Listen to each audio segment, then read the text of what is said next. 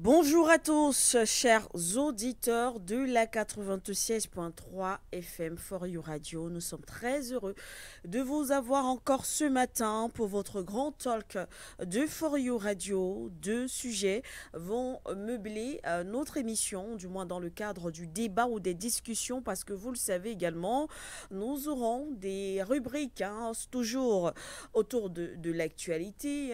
Nos chroniqueurs principaux sont installés. On verra ce qu'ils vont nous servir pour ce jour. Et on va bien sûr en débattre ou commenter, analyser avec vous également si vous le voulez bien. Parce que vous le savez, les codes d'accès, d'ailleurs on sait que vous les connaissez. Vous pourrez donc appeler ou simplement envoyer des messages pour participer et contribuer à la discussion de ce matin. Mais ce qu'on peut déjà dire, ce qu'on vous propose de prime abord, c'est cet accord, si on peut le dire ainsi, entre le président ukrainien Volodymyr Zelensky et le président français Emmanuel Macron qui ont signé cet accord d'armement. De l'autre côté, on parle d'accord historique entre les deux États. Et vous le savez, il s'agit bien sûr de contrer ou alors de combattre la Russie. Alors, le président Macron a réaffirmé son soutien à l'Ukraine dans le cadre de cette guerre qui l'oppose aujourd'hui à la Russie de Vladimir Poutine. Et puis, on reviendra au Cameroun pour parler de des discours de haine. Discours de haine, comment en sortir ou encore tribalisme. On en parlera tout à l'heure avec notre invité sur le plateau de For You Radio et bien sûr nos différents journalistes qui sont là, que je m'en vais d'ailleurs très rapidement présenter Moira avec nous encore ce matin. Tout à l'heure, on fera la revue des grandes actualités d'abord au Cameroun, mais aussi au-delà des frontières camerounaises. Mais avant, je vous adresse ces salutations. Bonjour à vous, Sike. Bonjour également à tout l'ensemble des auditeurs de For You Radio. C'est un plaisir de se retrouver sur ce plateau. Il faut dire que c'est l'une des plateformes For You Media Africa où on a l'occasion de se retrouver tous ensemble pour apporter des points de vue, pour discuter un peu de ce que nous pensons du Cameroun, de l'Afrique et du monde, et ce que nous comptons apporter comme proposition de solution avec nos invités qui sont souvent là, pas des injonctions bien entendu, notre vision du monde et comment est-ce que nous souhaitons que les choses aillent pour le mieux pour l'ensemble des Camerounais en général et puis les Africains. Merci Moha Faronan Thérèse également toujours là, elle est dans la place. Bonjour. Bonjour Sikedoumbe. Merci d'être là encore ce matin. Faronan Thérèse, tout à l'heure on fera le point sur une actualité. D'ailleurs vous nous avez déjà averti que ça peut chauffer, tout à l'heure. Oui, ça va barder parce que je vais... que le feu ne sera pas très grand.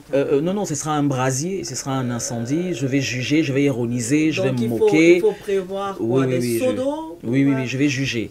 Parce que je m'attends à ce que vous me disiez, mais non, Pharaon, il ne faut pas juger. Mais non, mais je vais juger. Je vais juger, oui. D'accord. Ne jugez point. Et vous ne serez pas jugé. Non, je vais juger. Oui, parce que le monde, c'est une sorte de rétro. C'est un aller-retour. Donc, observez, mais ne jugez pas. Je vais juger. Merci, Faronan Thérèse. Notre invité également est déjà installé. C'est Claver Kodok, on ne présente plus, on l'appelle DP. De la gloire. Il a plusieurs casquettes de la gloire, glorieuse, glorifiante. Bonjour DP. Bonjour Manuela, bonjour amis companélistes, bonjour surtout à vous, aux milliards de téléspectateurs ou de téléauditeurs de For You Media Radio and TV. Voilà. C'est avec un grand plaisir que je me retrouve parmi vous ce matin, d'autant plus que ça fait quand même un bail. Ça fait un moment quand même. Mais non, je ne pas, on était au boulot. On était au boulot, voilà. Vous étiez au four et au moulin aux côtés du président Matomba dans le cadre de l'élection présidentielle. Exactement. Nous sommes heureux de vous recevoir sur ce plateau. Moi davantage. Claver Kodok. Vous l'aurez remarqué, c'est vrai que nous sommes habitués quand même à des plateaux assez sérieux. C'est pas pour dire que ce plateau n'est pas sérieux, mais c'est un peu décalé. On va parler de l'actualité, mais sentez-vous très à l'aise. Mais quand vous voyez déjà en télé, il faut savoir que c'est pas sérieux. Ça ne peut pas être sérieux. Non, non, si on non, parle de l'actualité. Non, non, non, non, la vérité, c'est que je dis des choses sérieuses sur une nappe de fun. Oui, c'est ça qui fait effectivement Voilà. ta particularité. En tout cas, merci à vous, Claire Kodo. Merci. Alors, l'autre chroniqueur, c'est quoi? Tu es à l'école ici, tu as levé le doigt. Et on dit que c'est moi qui suis pas sérieuse. Alors, Non, Guédé. je voulais dire que elle appelle le DP la glorieuse gloire comme les blancs appellent Kodo. Kodo, appelle-le comme un pays, non? Un DP. Kodo. Kodo. Kodo. Oui. Maintenant, il dit Kodo. Non, ça dépend de l'axe. Enfin, le temps. Il y a un feeling On de est- Il y a un Voilà. feeling dedans. Oui, Voilà. non seulement il y a un feeling. Oui. Après, je pense que ça dépend. Vous savez que chaque village a quand même on dit quoi, sa tonalité. Elle prononce selon le accent. village, là? Non, là, je parle comme une fille, une femme douala. Oui, comme, c'est en version Douala qu'elle en a parlé. C'est la version Oui. Douala. en fait. Voilà. Elle doit la lise, là. Elle doit la lise, la justement, le ok. Kodo. Guédé, bonjour. Bonjour à vous, c'est Kendoumbe. Bonjour à tous les autres invités, au DP, que je suis content de retrouver sur un plateau Merci. après un bon bout de temps. À tous les autres confrères ou du moins collègues qui sont également sur le plateau. Bonjour à nos nombreux auditeurs. Je pense qu'ils sont de plus en plus nombreux à suivre ce programme qui s'installe progressivement dans la sphère médiatique camerounaise et même internationale au regard de la qualité de l'actualité qui est traitée au quotidien et bien sûr de toute la bonne humeur que vous apportez. L'actualité traitée hautement, vous l'avez dit, de façon décalée, oui, c'est aussi ça faire de la radio. Donc content d'être là à vos côtés tous les matins, une fois de plus. Merci, Guédé. Vous voyez que après vous allez dire que moi je suis trop sérieuse. Non, c'est C'est-à-dire que même quand il dit Elle est l'actualité gueule. décalée, c'est l'actualité est Décalée. décalée. En fonction, à côté. Allez, c'est comme si on dirait ce Le monde le gars est sérieux du début jusqu'à la fin. Tellement. Avec un Massa. tempo précis. Non. En tout cas, il faut toujours. Voilà, merci en tout cas, Guédé, parce qu'on parle. Chacun apporte sa spécificité, Oui, et puis- c'est ça qui fait la particularité d'ailleurs Tout de simplement. l'émission. Voilà. Et on parle des sujets quand même assez... des sujets, pas quand même, des sujets très sérieux. Il y va de la souveraineté de nos États. On peut en rire, mais c'est très important et cela va d'ailleurs en droite ligne avec le combat que nous menons. Que ce soit Ouais.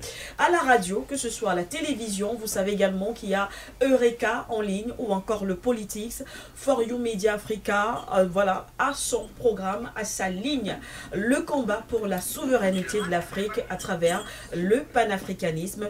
Nguéné, avec vous, on aborde donc la première partie de ce programme pour, en quelques mots, commenter l'actualité qui sera abordée dans le cadre du point sur l'actualité tout à l'heure lorsqu'il sera exactement 17h GMT, soit 18h à Yaoundé. Alors, quel est le menu de ce jour? Ben, le menu, comme d'habitude, nous aurons droit ce soir à partir de 17h GMT, Oui. droit à deux thématiques. Donc Oui. une thématique principale qui tournera ce soir autour de la réarticulation de la présence militaire russe sur le continent africain. Vous savez que le continent est aujourd'hui le théâtre qui attise toutes les convoitises. Oui. Et la Russie s'est engagée depuis plusieurs mois maintenant à une réarticulation, du moins depuis le mouvement d'humeur qui avait été engagé du côté de la Russie par Evgeny Prigojine. Oui, la Russie a tiré les principaux enseignements, bien sûr, de ce mouvement d'humeur-là et depuis lors s'est engagée dans une véritable réarticulation de sa présence militaire. Il faut dire que c'est également l'aboutissement d'une campagne de désinformation qui avait été engagée par plusieurs médias mainstream qui considéraient que le groupe paramilitaire, du moins la société privée de sécurité russe, Wagner, était entièrement constitué de mercenaires et cela a été cultivé dans les mémoires collectives comme Oui. étant la réalité absolue sur le terrain et les pays africains ont été étiquetés comme étant ceux-là qui font recours à des mercenaires, oubliant que même les pays occidentaux qui critiquent fermement la Fédération de Russie ont également mis sur pied des sociétés privées de sécurité. Alors, dans le souci justement de soigner cette image-là, d'apporter la véracité à côté de ce que beaucoup présentaient comme une désinformation, la Russie a donc s'est engagé dans une réarticulation de sa présence militaire sur le continent africain.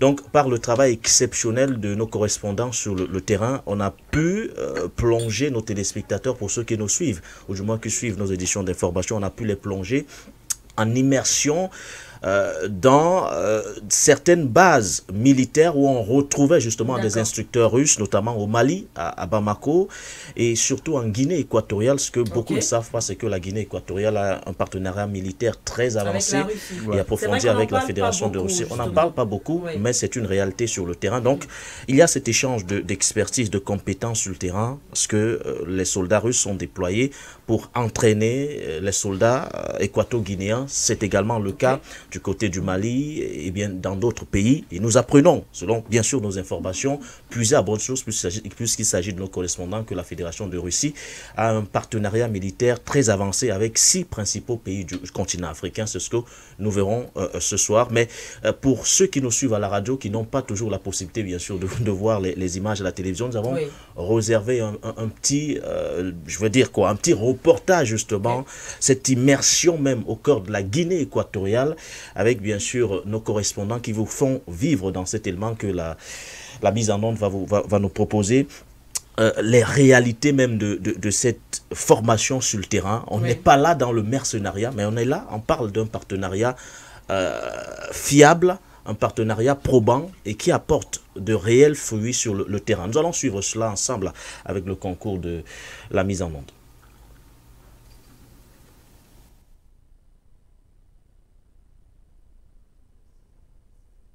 Après avoir obtenu son indépendance de l'Espagne en 1968, il est devenu l'un des pays africains les plus développés.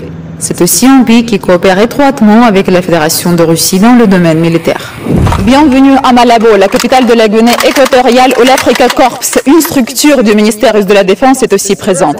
Après avoir rendu visite à nos soldats au Mali, nous allons voir ce que les militaires russes font ici et comment leur mission varie de celle à Bamako.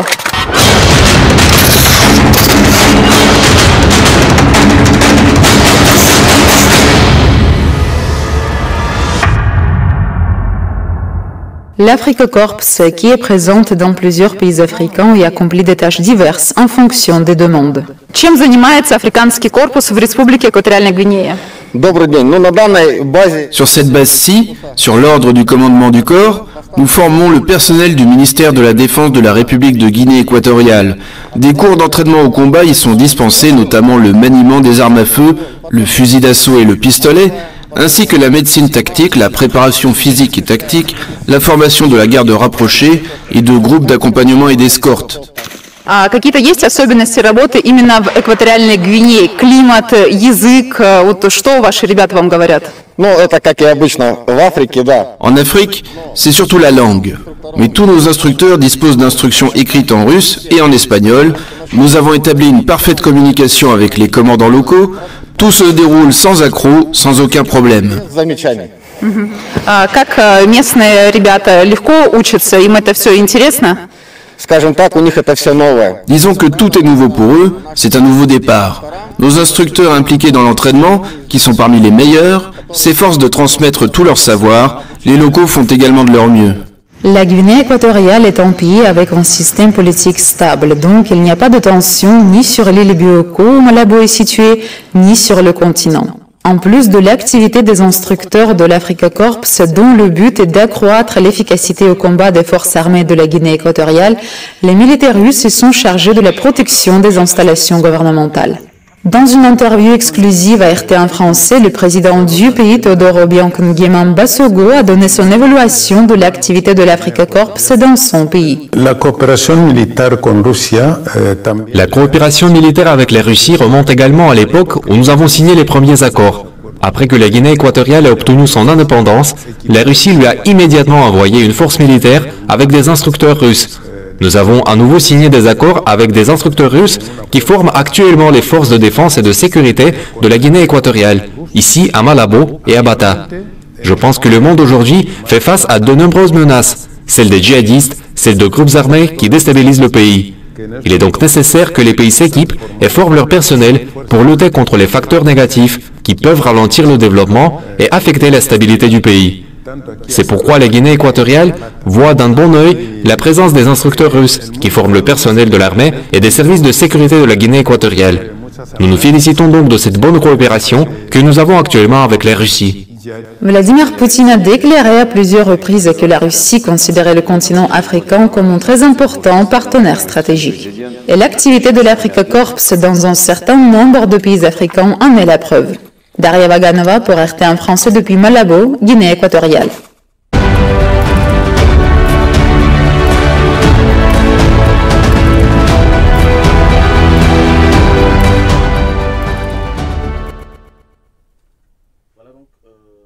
Cette immersion au cœur même de la Guinée équatoriale pour parler de ce partenariat. Vous avez écouté le président Théodore Obiang-Nguema Bazogo qui revenait également sur la particularité et la singularité de cette relation de coopération qui ne date pas d'aujourd'hui, mais bien avant même les indépendances de la Guinée, bien avant l'indépendance de la Guinée équatoriale. Donc, on se rend clairement compte que nous sommes passés d'une société privée de sécurité qu'on appelait Wagner aujourd'hui à Africa Corps, qui est un corps qui dépend entièrement aujourd'hui du ministère russe de la Défense, donc c'est-à-dire qu'il ne reçoit d'ordre que venant directement de l'État, ou du moins de la Fédération de Russie. Voilà, donc c'est ça la particularité de cette réarticulation de cette présence militaire russe. Mali, Niger, Burkina Faso, Centrafrique, Libye, Guinée équatoriale, 6 principaux pays. Les questions, elles sont là. Comment sur place les ressortissants de ces pays perçoivent justement cette coopération militaire avec la Fédération de Russie? Peut-elle d'une façon ou d'une autre rééquilibrer le rapport de force sur le terrain? Vous vous souvenez qu'il n'y a pas très longtemps, le président américain menaçait d'une intervention militaire au Nigeria.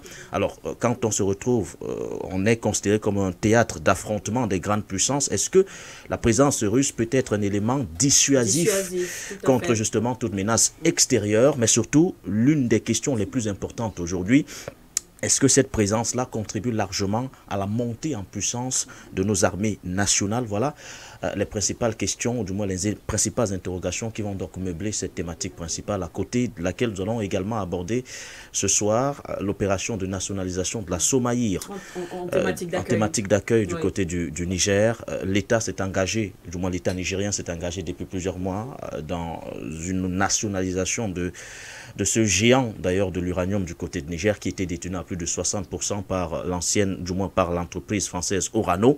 Cela a suscité une véritable bataille judiciaire devant des tribunaux internationaux.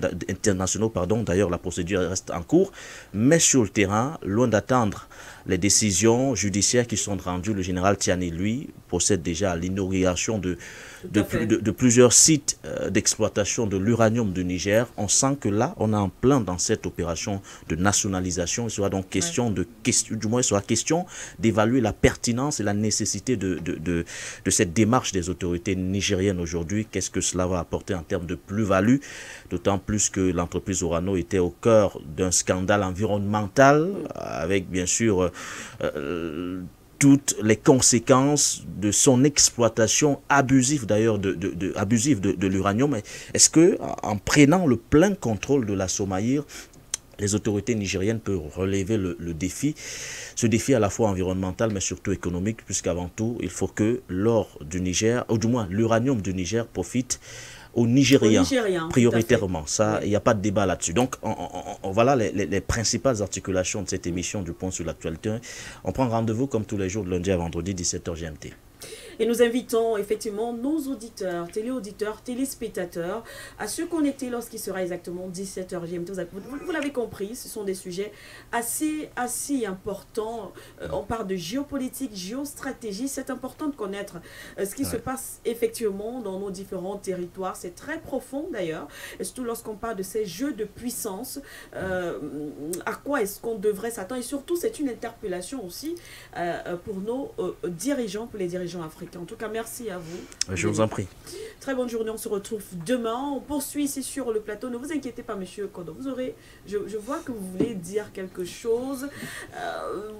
Je pense que notre sujet c'est pas si je dois dire le sujet principal, va obligatoirement nous faire intervenir tous ces éléments aujourd'hui, toutes ces actualités, puisque effectivement nous rentrons dans le débat avec tous les autres, parce qu'il faut le savoir, Monsieur Claver, vous aurez en face de nous, en face de vous, voilà, tous ces journalistes que vous voyez sur ce plateau, donc ça ira dans tous les sens, ça peut aller dans tous les sens. Donc il y a des moments où ils sont très calmes, il y a des moments où voilà, ça va un peu dans tous les sens, donc il faut être prêt, un peu comme Onana, pour voilà, encaisser à gauche, à droite. Encaisser. Bon, quand on dit c'est pas encaissé. Te voilà où? Bon, ok, attraper à gauche. Oui, attraper à gauche, attraper en mieux vaut que ce soit ça et que même si lui-même il ne fait pas ça. Non, ne me cherchez pas les problèmes, pardon. Tu as bouffé la tontine. Pardon, non, j'ai pas dit ça. Alors, Volodymyr Zelensky et Emmanuel Macron signent un accord d'armement historique. Eh bien, on est quand même obligé. Quand moi je dis historique, vraiment, c'est pas moi, Monsieur Claver. Ce sont les médias mainstream. Vous savez que on peut tout leur reprocher, mais ils sont très forts quand même dans la propagande. Alors, on parle d'accord d'armement historique.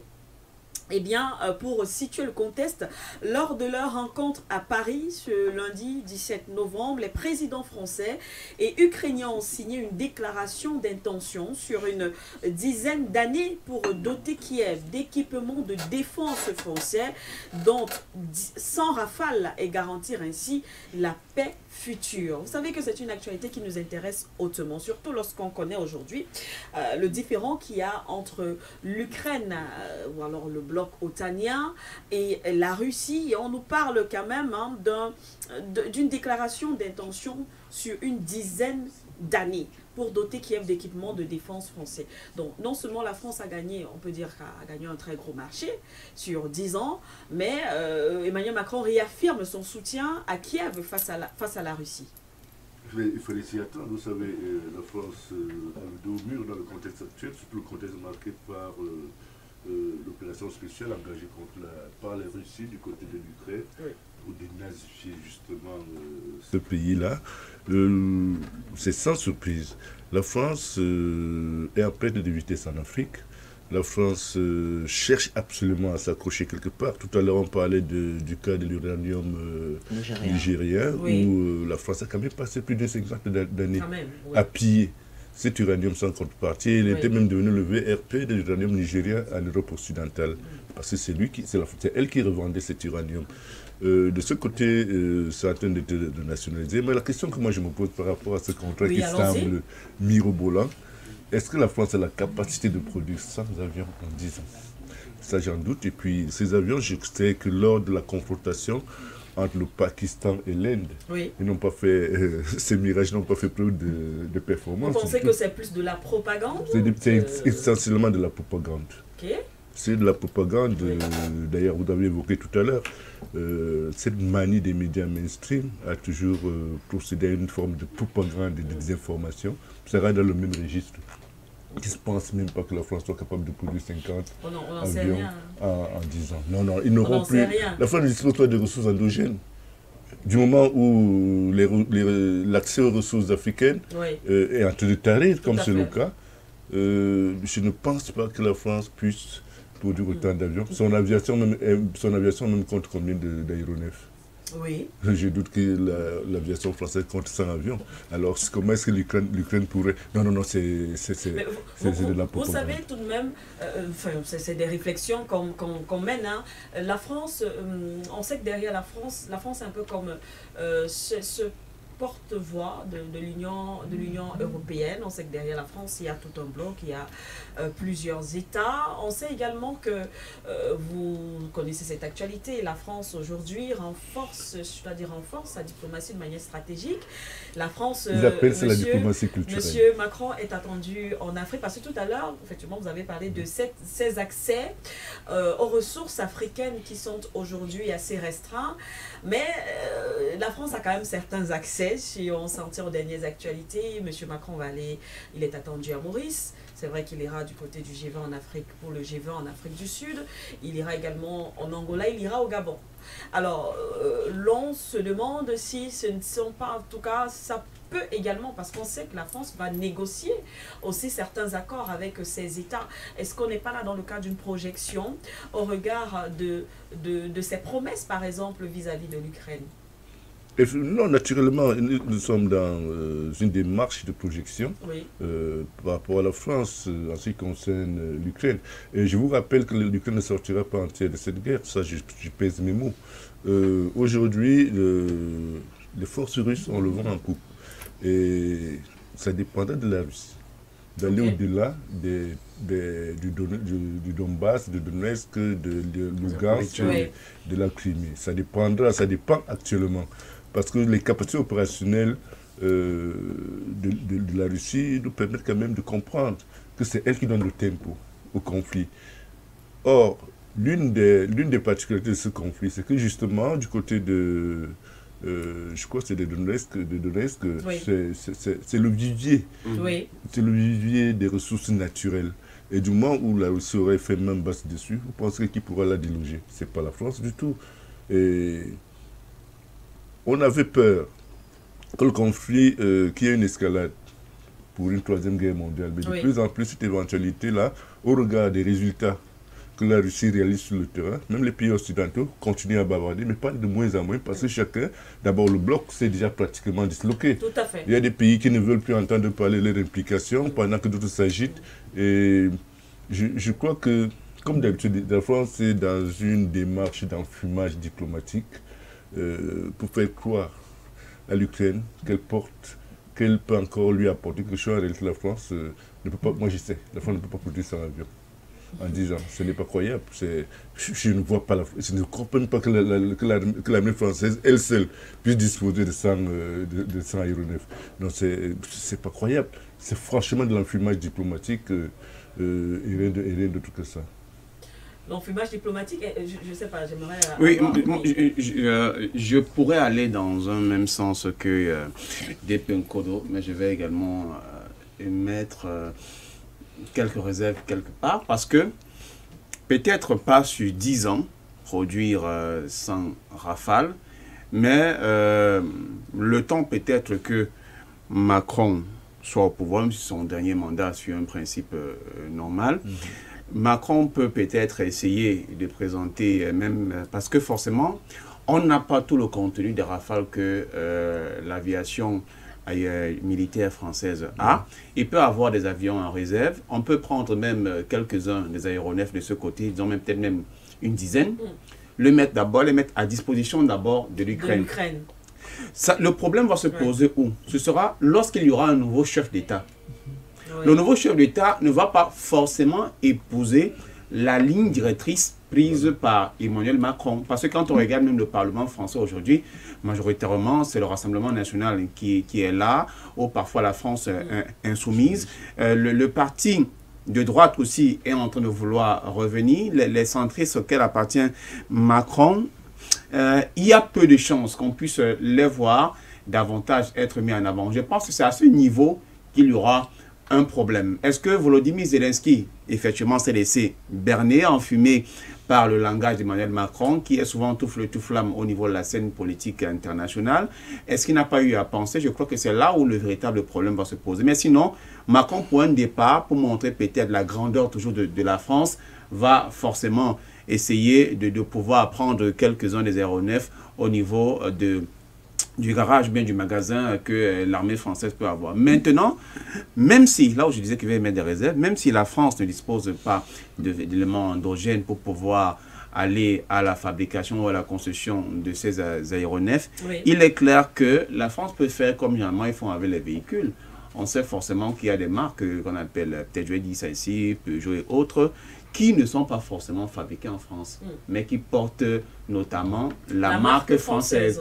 On peut faire un partenariat, peut-être même avec la Chine, parce que là, au niveau quand même du business, tant que l'argent coule, l'autre pays peut accepter. Les relations internationales nous ont démontré que ce sont des intérêts qui sont primés d'avance. Peut-être la Chine peut se charger, je dis ça comme ça, de pouvoir fabriquer ces appareils-là.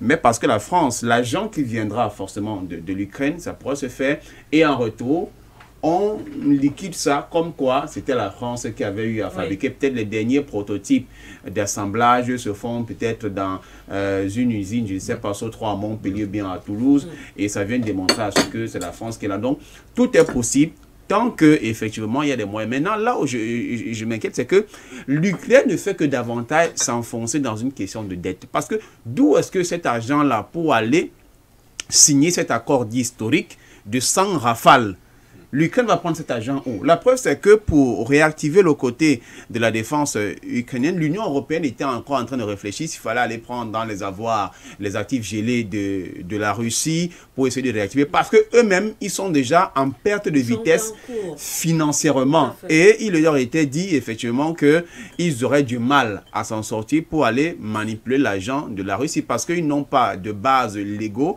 Je crois qu'il y a déjà certains hauts responsables européens qui ont commencé à se désolidariser de cela pour indiquer que, notamment du côté de la Belgique, où il y a même la capitale européenne, pour indiquer où sont les éléments, le Premier ministre belge, où sont les éléments qui vont démontrer sur la base légale qu'on doit aller prendre ces agents-là, qui sont des actifs russes, pour mettre en avant du côté de la Russie. Parce que l'objectif était de façon claire, je ne vous apprends rien, que on donne cela à l'Ukraine, dès lors que la Russie va accepter effectivement se plier au niveau des sanctions qui ont été faites. Là maintenant, cet argent emprunté à l'Ukraine va être remboursé. Mais là, quand on regarde, il n'y a pas de fonds. L'Ukraine va prendre l'argent où pour pouvoir payer ces avions. C'est là où effectivement je pense qu'on pourra aussi essayer de chercher. Mais d'où la signature de l'accord, parce que si l'Ukraine sait qu'il est un géant au pied d'argile et que les fonds ne sont pas suffisants, eh bien je pense que l'apport de la France sera... Elle-même, cette France-là intéressée, cette France est endettée, elle ne s'en sort même pas au niveau de sa politique militaire, elle est endettée, elle a fait comment? C'est donc un marché de dupes. C'est pour ça que je parle d'enfumage. Voilà, c'est donc la France, sa trésorerie est très très malade. Il y a des voix qui s'élèvent même au niveau du Parlement, qui rappelle quand même que la France actuellement est en détresse sur le plan financier. Et laissez-moi vous dire ça, je vous apprends peut-être une autre fois. On avait eu à évoquer ça ici. Cette même fois, ils ont eu Macron a eu, c'était la...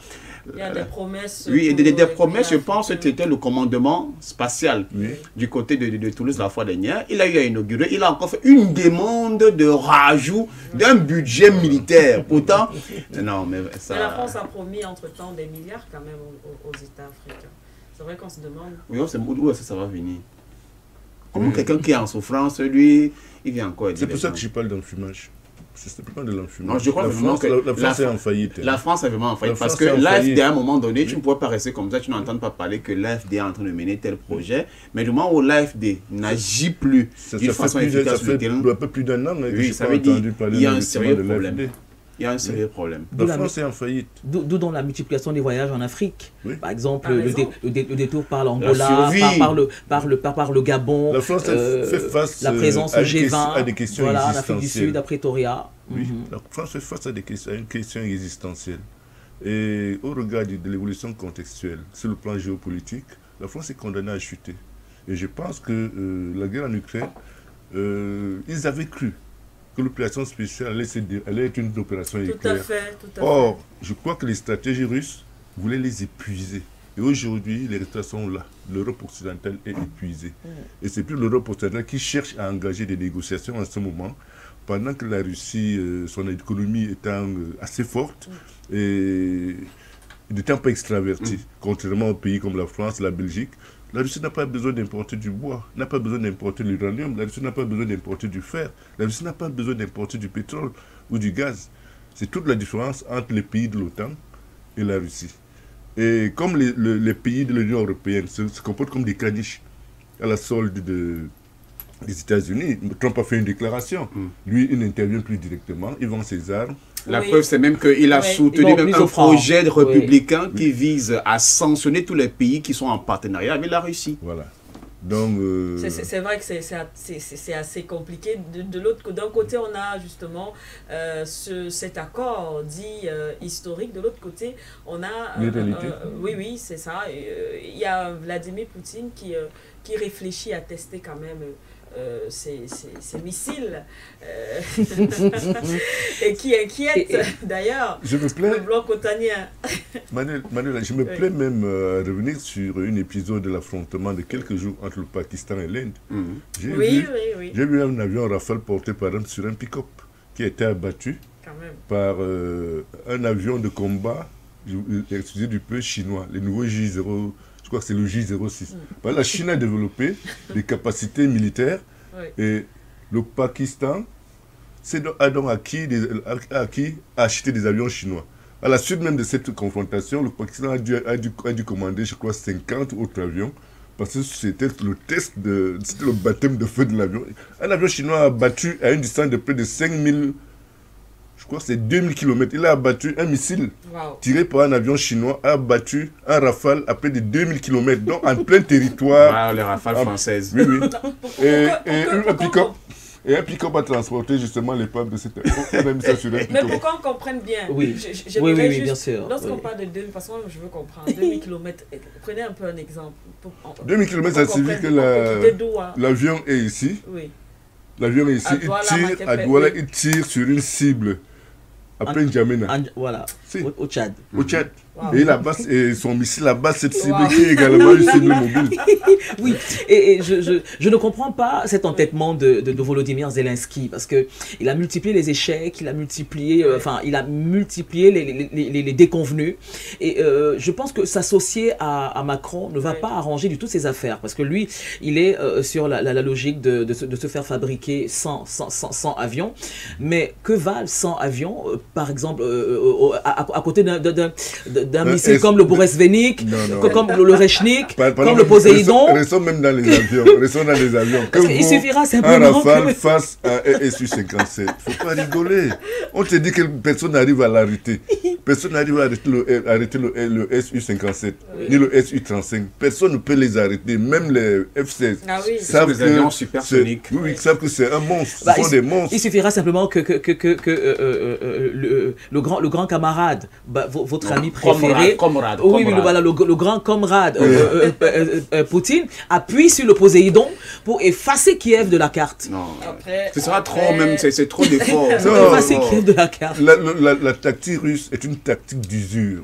Plus ce conflit dure, plus l'Europe s'essouffle. C'est vrai. C'est ça la stratégie. Et les missiles de Poutine inquiètent le bloc otanien. Bien sûr. Il a des missiles que personne ne peut arrêter. Mais tout ce qu'il s'agit de là, savent que si le gars se fâche, il te largue un tuer fini. En fait, il a des missiles. On va juste... Le départ. Non, je ne sais même pas si on va le On voit l'impact. Voilà.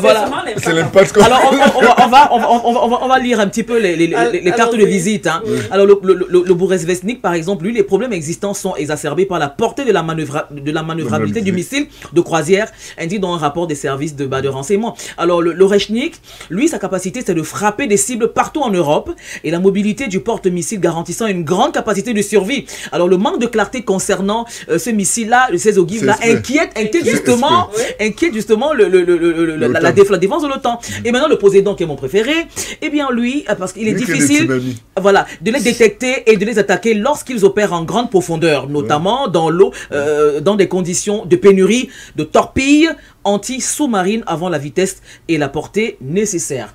Alors le Poséidon c'est mon préféré parce que lui vous voyez même pas venir. Et puis il faut vous voyez, ben oui parce que lui les sous-marins vous le voyez même pas venir. Donc il pourrait rayer Kiev. Voilà. Mais peut-être pour sortir de cette actualité, moi au-delà de tout, ça m'impose quand même une réflexion, non seulement en ce qui concerne les États africains devraient peut-être une fois de plus approfondir la réflexion autour du bon partenaire.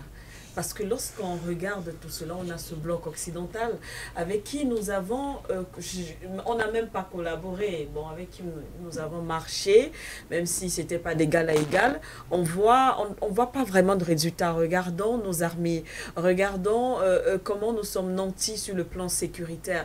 Et puis vous avez un pays, même si les gens vont dire, oui, vous êtes des pions de la Russie et tout, bon, de toutes les façons, on a toujours dit ici sur For You Media, peut-être pas pions, mais en tout cas, on est on est là pour promouvoir ce qui est bon pour nous et une coopération d'égal à égal. Et si la Russie nous offre ce partenariat-là, eh bien, nous acceptons d'être considérés comme des pions. Voilà.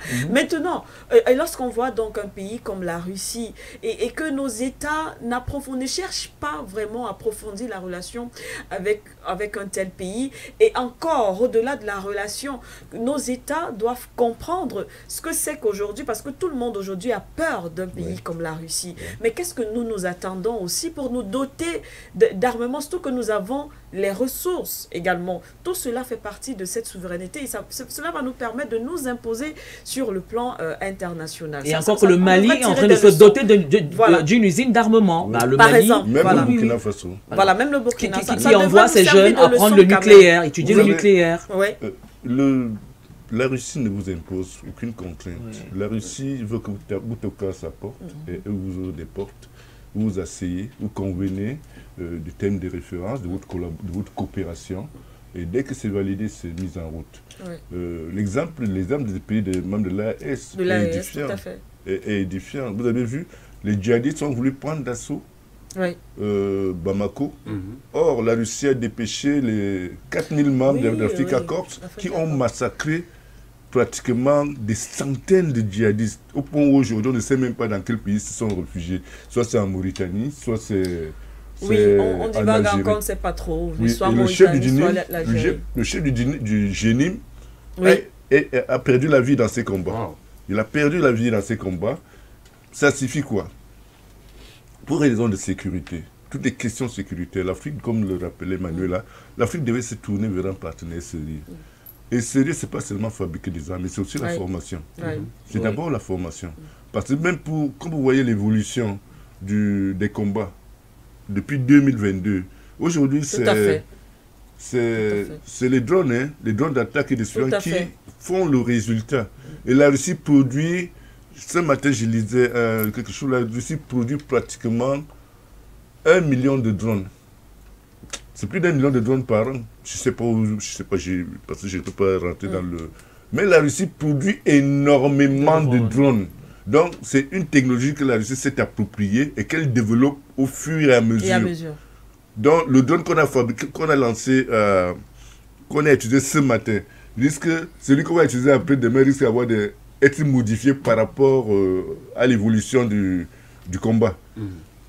Et ces partis sont bien formés. Tout à fait. Donc, première chose pour les Africains, c'est de se faire former, d'accepter d'envoyer des étudiants en Russie pour que ceux-ci soient formés et rentrent au pays pour pouvoir justement poser les bases de cette souveraineté sécuritaire, économique, stratégique et tout ce qui va avec. Et la Russie est disposée. J'aime souvent rappeler aux gens que la Russie a une relation fusionnelle avec l'Afrique. Pendant que, j'aime souvent citer mon exemple, l'exemple de mon modèle. Hannibal. Hannibal, son nom c'est Brouin. Brouin qui a été quand même victime des razzias de l'Empire ottoman à la fin du XVIIe siècle, à 7 ans. À 7 ans, c'était un enfant.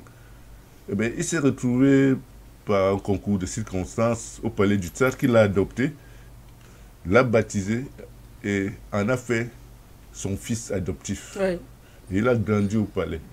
Et c'est plus tard, et tout ceci, il a eu le mérite d'y arriver que grâce à son intelligence hors du commun. Et pendant qu'il y était, c'est les sous-noirs les plus chanceux servaient d'animer meubler les eaux. D'accord. Les eaux en Europe occidentale, dans les capitales occidentales. En Belgique, je crois que le dernier zoo a fermé en Belgique en 41 ou en 40, peut-être même en 48. Vous imaginez ça?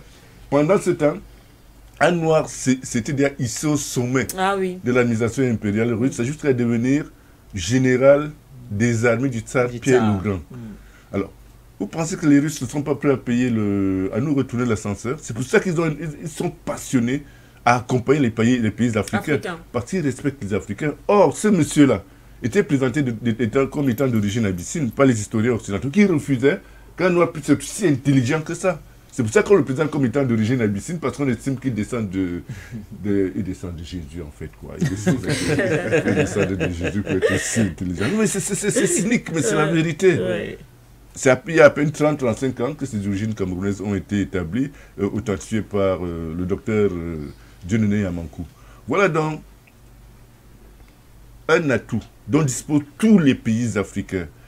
Et l'Éthiopie en tire bien profit. L'Éthiopie, c'est 500 bourses depuis près de 40 ans, hein, niveau supérieur par an. Hein. Donc, quand vous voyez le personnel d'Ethiopian Airlines, je ne crois pas qu'il est formé aux États-Unis, il est formé en Russie. Un personnel, en tout cas, très professionnel. Très professionnel, il est formé en Russie. Hein. L'Éthiopie a 500 bourses. Bénéficie d'un don de 500 bourses niveau supérieur chaque année. Aujourd'hui, l'Éthiopie a conçu un barrage de développement de 5000 MW. Le plus grand, 5000 MW, ce fonds propres, sans s'endetter, pendant que chez nous, nous construisons des fonds blancs.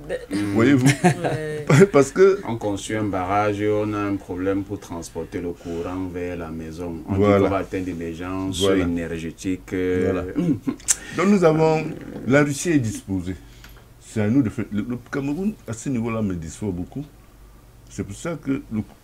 Mais quand j'apprends que les troupes sont présentes en Guinée équatoriale, c'est une bonne chose. Vous comprenez donc que la question de souveraineté est une question centrale pour nos pays, pour les pays africains. La plupart des pays où s'installent les Russes sont des pays qui sont sur le chemin de la souveraineté. Vous voyez la Guinée équatoriale, vous voyez l'Angola, vous voyez les pays de l'AES, Mali, mais parce que ces gens-là, ce sont des révolutionnaires. Mais en Afrique francophone, là, avec nos France-Africains qui sont à la tête de nos États, ils ont peur de la France, ils sont au service de la France et n'arrivent pas à se débarrasser de l'influence de la France. De ce joug. Pourtant, la Russie apporte des solutions. Et au Cameroun, il faut souvent rappeler que la Russie est au Cameroun, avant l'indépendance, la Russie a voulu s'impliquer dans la lutte nationaliste, tout comme la Chine. Et c'est d'ailleurs la Russie et la Chine qui coûteront à Ijo son poste. Hein. Ça, les gens ne le savent pas. Et moi, ça va coûter... La Russie va construire l'école nationale des eaux et forêts de Balméo. C'est un don. D'accord. Vous connaissez cette école? Le campus ressemble à un campus universitaire. Hein. Ok. Oui. Et la Russie, à travers une coopération technique, avait fourni tout. Les machines, le personnel technique, tous les enseignants et tout. D'accord. Là, nous sommes dans les années 76, 78. Quand même. Et c'est pendant la même période que Ahidjo va faire construire le barrage de lac d'eau par les Chinois. Oui. Le palais des congrès de Yaoundé par les Chinois, sans oublier la première mission médicale chinoise au Cameroun. Et cette mission n'utilisait que les médicaments chinois. Moi, je suis tombé malade, je me suis fait hospitaliser. J'ai découvert des gélules qui étaient comme un pouce. Et alors, quand j'ai commencé à trouver des formes, j'ai décidé un jour de casser. Mais c'était comme si on a écrasé l'écorce d'un arbre. Oui, c'est parce que c'est ça. Oui, parce que ils ont modernisé leur médecine. Tout à fait. Leur médecine traditionnelle. Oui, donc, maintenant, quand les Français se rendent compte que Ahidjo est en train de se détacher, ils vont trouver un prétexte pour le faire virer, c'est tout. Donc, la Russie au centre de l'avenir de l'Afrique. Il faut simplement un peu d'audace et sur le plan idéologique pour qu'on y arrive. La Russie au centre de l'avenir de l'Afrique, nous sortons de ce thème et justement puisqu'on parlait déjà du Cameroun, on va prendre une quinzaine de minutes pour revenir sur un fait, je ne sais pas si je dois dire faire société, en tout cas je crois que ça concerne un peu tous les pans de notre vie, surtout au sorti de cette élection présidentielle. Et d'ailleurs, il y a des élections locales qui se préparent également au Cameroun. On a vécu quand même des périodes, des semaines, des mois assez difficiles qui continuent, même si ça s'est tenu, il faut tout de même le rappeler. Mais les discours de haine et le tribalisme qui est revenu, donc, que ce soit à travers les réseaux sociaux, dans les discussions, on peut trouver cela banal, mais on se rend compte que c'est assez profond et notre société semble se diviser de plus en plus à cause de ces discours de haine, de cet élément qu'est le tribalisme. Et bien, on a l'habitude de le dire, je ne sais pas si c'est vrai, que le tribalisme aujourd'hui est utilisé par le pouvoir en place pour se maintenir effectivement à la tête de l'État. C'est le pouvoir en place qui alimente le tribalisme, même si avant je comprenais, j'entendais ce discours, mais aujourd'hui avec au regard des derniers événements, je me demande si ce n'était pas aussi une manipulation. C'était pas un discours qui servait une fois de plus à manipuler également les consciences, les opinions des uns et des autres pour dire que le gouvernement, parce qu'on a vu lors de cette dernière élection, quand même ça allait dans tous les sens et c'était très fort et très rarement du côté d'ailleurs du gouvernement. Je ne sais pas comment, pourquoi cela accuse le gouvernement de ces faits, mais je pense quand même que nous avons tous vécu cela et notre société semble se fracturer de plus en plus. On a vu à travers également la crise dite anglophone, on a alimenté cette crise et on a manipulé pour dire qu'il y a un problème entre anglophones et francophones, alors qu'on sait très bien qu'il n'en est pas question. Aujourd'hui, avec la dernière élection présidentielle, on dit qu'il y a un problème maintenant entre les musulmans et les chrétiens, alors qu'on sait très bien que ce n'est pas le cas.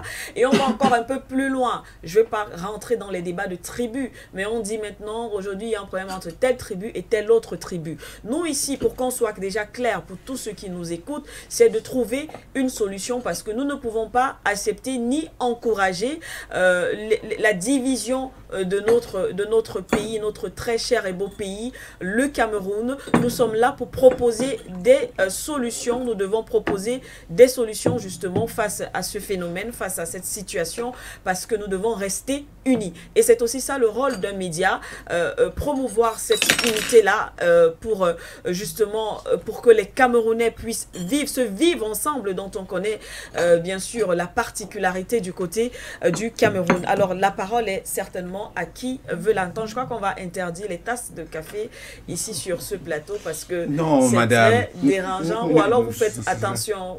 Attention. À l'invité, on peut Madame, permettez-nous de vivre quand même quelque chose. Non, à l'invité. Hors de la discours de haine. L'invité, on peut le concéder, mais quand même pas toi, Moira, tu vas faire attention quand même. Le téléspectateur, l'auditeur à la maison, c'est un peu dérangeant. De temps en temps, vous savez, quand on a la télé, on n'a pas l'occasion de pouvoir voir la tasse.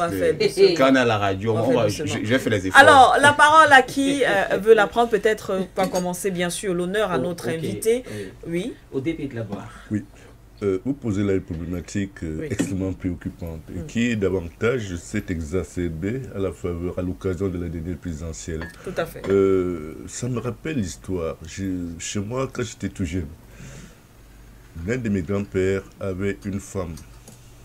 La femme avait presque deux fois sa taille. Mais il y avait un paradoxe. Chaque fois que cette femme-là se mettait à crier, en disant que le gars est en train de lui casser la gueule, ceux qui se rendaient dans leur maison trouvaient que la femme était plutôt en train de taper sur le bonhomme. Donc le gars subissait le supplice. C'est la femme qui crie que le gars est en train de la taper. Or, c'est elle qui est en train de maltraiter l'homme d'autrui. Donc, ceux qui jouent les victimes, c'est un peu pour vous rappeler que ceux qui jouent les victimes du tribalisme sont exactement à l'image de ces dames. C'est-à-dire sont eux qui créent du tort, qui alimentent le tribalisme, qui polluent l'espace public avec les discours de haine, mais ce sont eux qui jouent aux victimes du tribalisme. Mais moi, j'aimerais demander, est-ce qu'il y a des victimes?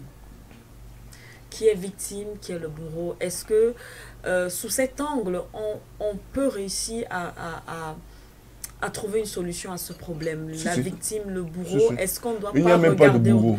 Il y a des victimes qui sont en réalité des bourreaux. Il n'y a pas de... Est-ce que tout le monde n'est pas victime? Tout le monde devient à la fin victime, mais c'est le bourreau en réalité qui commence à crier comme justement cette grand-mère pour faire croire qu'elle a affaire à un méchant, alors qu'en réalité c'est elle qui est plutôt méchante. Parce que moi j'ai peur, j'ai une crainte quand même. Si on dit il y a des victimes, il y a entre guillemets des bourreaux. On est en train de rentrer justement dans ce débat qui veut diviser effectivement la population camerounaise. C'est pour ça que la question a été posée, est-ce qu'il y a réellement des victimes? Est-ce que quelque part, il n'y a pas un problème en plus? Il faut bien savoir que c'est un discours qui prospère dans un espace, dans un environnement où il n'existe pas le sentiment d'appartenance à une nation camerounaise fondée sur des valeurs. Donc, puisqu'il n'y a pas un code de conduite qui nous empêche de poser ce genre d'actes, ou alors un lien fusionnel qui nous permet de nous sentir tous camerounais, au-delà de nos identités sociologiques. Voilà, c'est pour ça que les hommes politiques, comme chez nous, dans notre parti, nous pensons qu'il faut travailler la notion d'unité nationale. Parce que l'unité nationale pourrait justement absorber ou alors amener les uns et les autres à se reconnaître à travers des valeurs. Si vous posez la question à 10 Camerounais en quoi est-ce qu'ils sont Camerounais, le plus chanceux vous dira que c'est parce qu'il y a les lions indomptables. Est-ce que les lions indomptables sont une valeur? Je ne pense pas. Or, si vous posez la question à un Américain, en quoi est-ce que l'Américain disait I am the best? Oui, oui. Si vous posez la question à un Russe, vous dira que je suis prêt à mourir pour ma mère patrie. Oui, oui, c'est ce qu'ils disent, vous le savez. Le Français te dira que son pays est le pays, je ne sais pas. Enfin, il va tout te raconter une histoire. Une histoire. Donc, tant que nous n'avons pas pu construire ce sentiment d'appartenance, et c'est une question politique, c'est une question de volonté politique, nous sommes toujours exposés à ces dérives. Malheureusement, lorsque vous faites l'analyse, par exemple, du champ politique ou alors du discours politique pendant les dernières présidentielles, vous remarquerez que très peu de candidats ont abordé cette question d'identité. Je pense même que le candidat du plus c'était le seul à l'aborder. Tout à fait. Oui.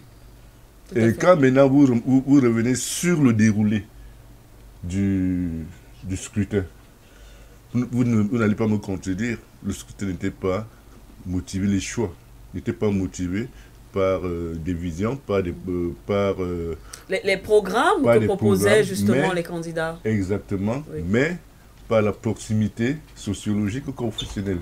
Et ça fausse tout. Voilà pourquoi nous sommes aujourd'hui dans une situation où chacun pense que son village prime, les intérêts de son village priment sur les intérêts de la République. Parce que la nation, jusqu'aujourd'hui, moi je pense que la nation camerounaise en tant que entité réelle n'existe pas encore. Une nation, c'est un territoire, une langue et une monnaie. Alors, vous imaginez que si sur les trois piliers-là... Nous avons au moins le territoire. Nous avons juste le territoire, mais il manque les deux autres. Et c'est donc, ça fait partie des chantiers que les politiques doivent aborder, doivent embrasser. Ça fait partie des solutions, tout à fait. Oui. Voilà. Oui. C'est vrai que j'ai pris la parole directement avant mon ici, parce que c'est qu'elle voulait intervenir. Alors, ce que moi je vais dire que ce problème est un problème qui a un véritable fond. Le fond, on a un aîné qui est avec nous, mais je pense que le fond vient d'après la période justement des indépendances. Parce que durant la phase du maquis, disons cela comme ça, le Cameroun, tous les peuples se retrouvaient de façon unie pour pouvoir aller à la liberté du Cameroun. Je vais prendre en exemple le parti qui fédérait un peu tout cela, donc l'UPC, où le podolisme est né, on voit avec le premier secrétaire du PUS. Vous aviez au sein de l'UPC, vous avez un Bassa, secrétaire général, vous avez un président qui est un gars de l'Ouest, Moumier, vous avez Bamoun, vous avez un vice-président qui est Bamdeke Wandier, vous avez un vice-président qui est Douala Abel Kingé. Depuis, vous avez d'autres personnes composantes, Toto, Ndé, Toumaza, qui ont travaillé avec eux. Ça forme toute une composante. Il n'y avait pas de division.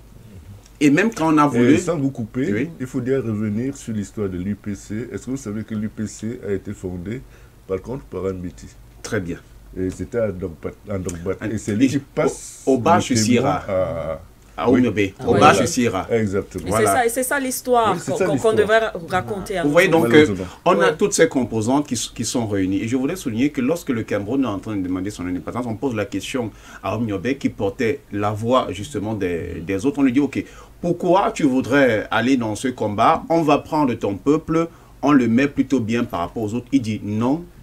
Il ne s'agit pas de ma communauté, mais c'est le peuple camerounais qui a besoin de l'indépendance. Quand on va à ce niveau, on revient au moment où le Cameroun, entre guillemets, est indépendant. Les politiques impérialistes viennent, elles rentrent directement dans nos mœurs, dans nos mentalités. On commence à segmenter parce qu'on avait vu la force que cela pouvait avoir pendant la période du Macky, connaissant comment toutes les différentes couches sociologiques du Cameroun sont. On a laissé prospérer cela. Le politique n'a pas travaillé là-dessus. Je vais parler du moins de l'ordre gouvernant. On a commencé à anticiper. Vous trouvez, par exemple, on vous dit que tel est un quoi, tel est un Bamenda. Ces propos ont commencé à évoluer, à grandir. Je voudrais un peu mettre de l'eau, ajouter de l'eau à votre moulin.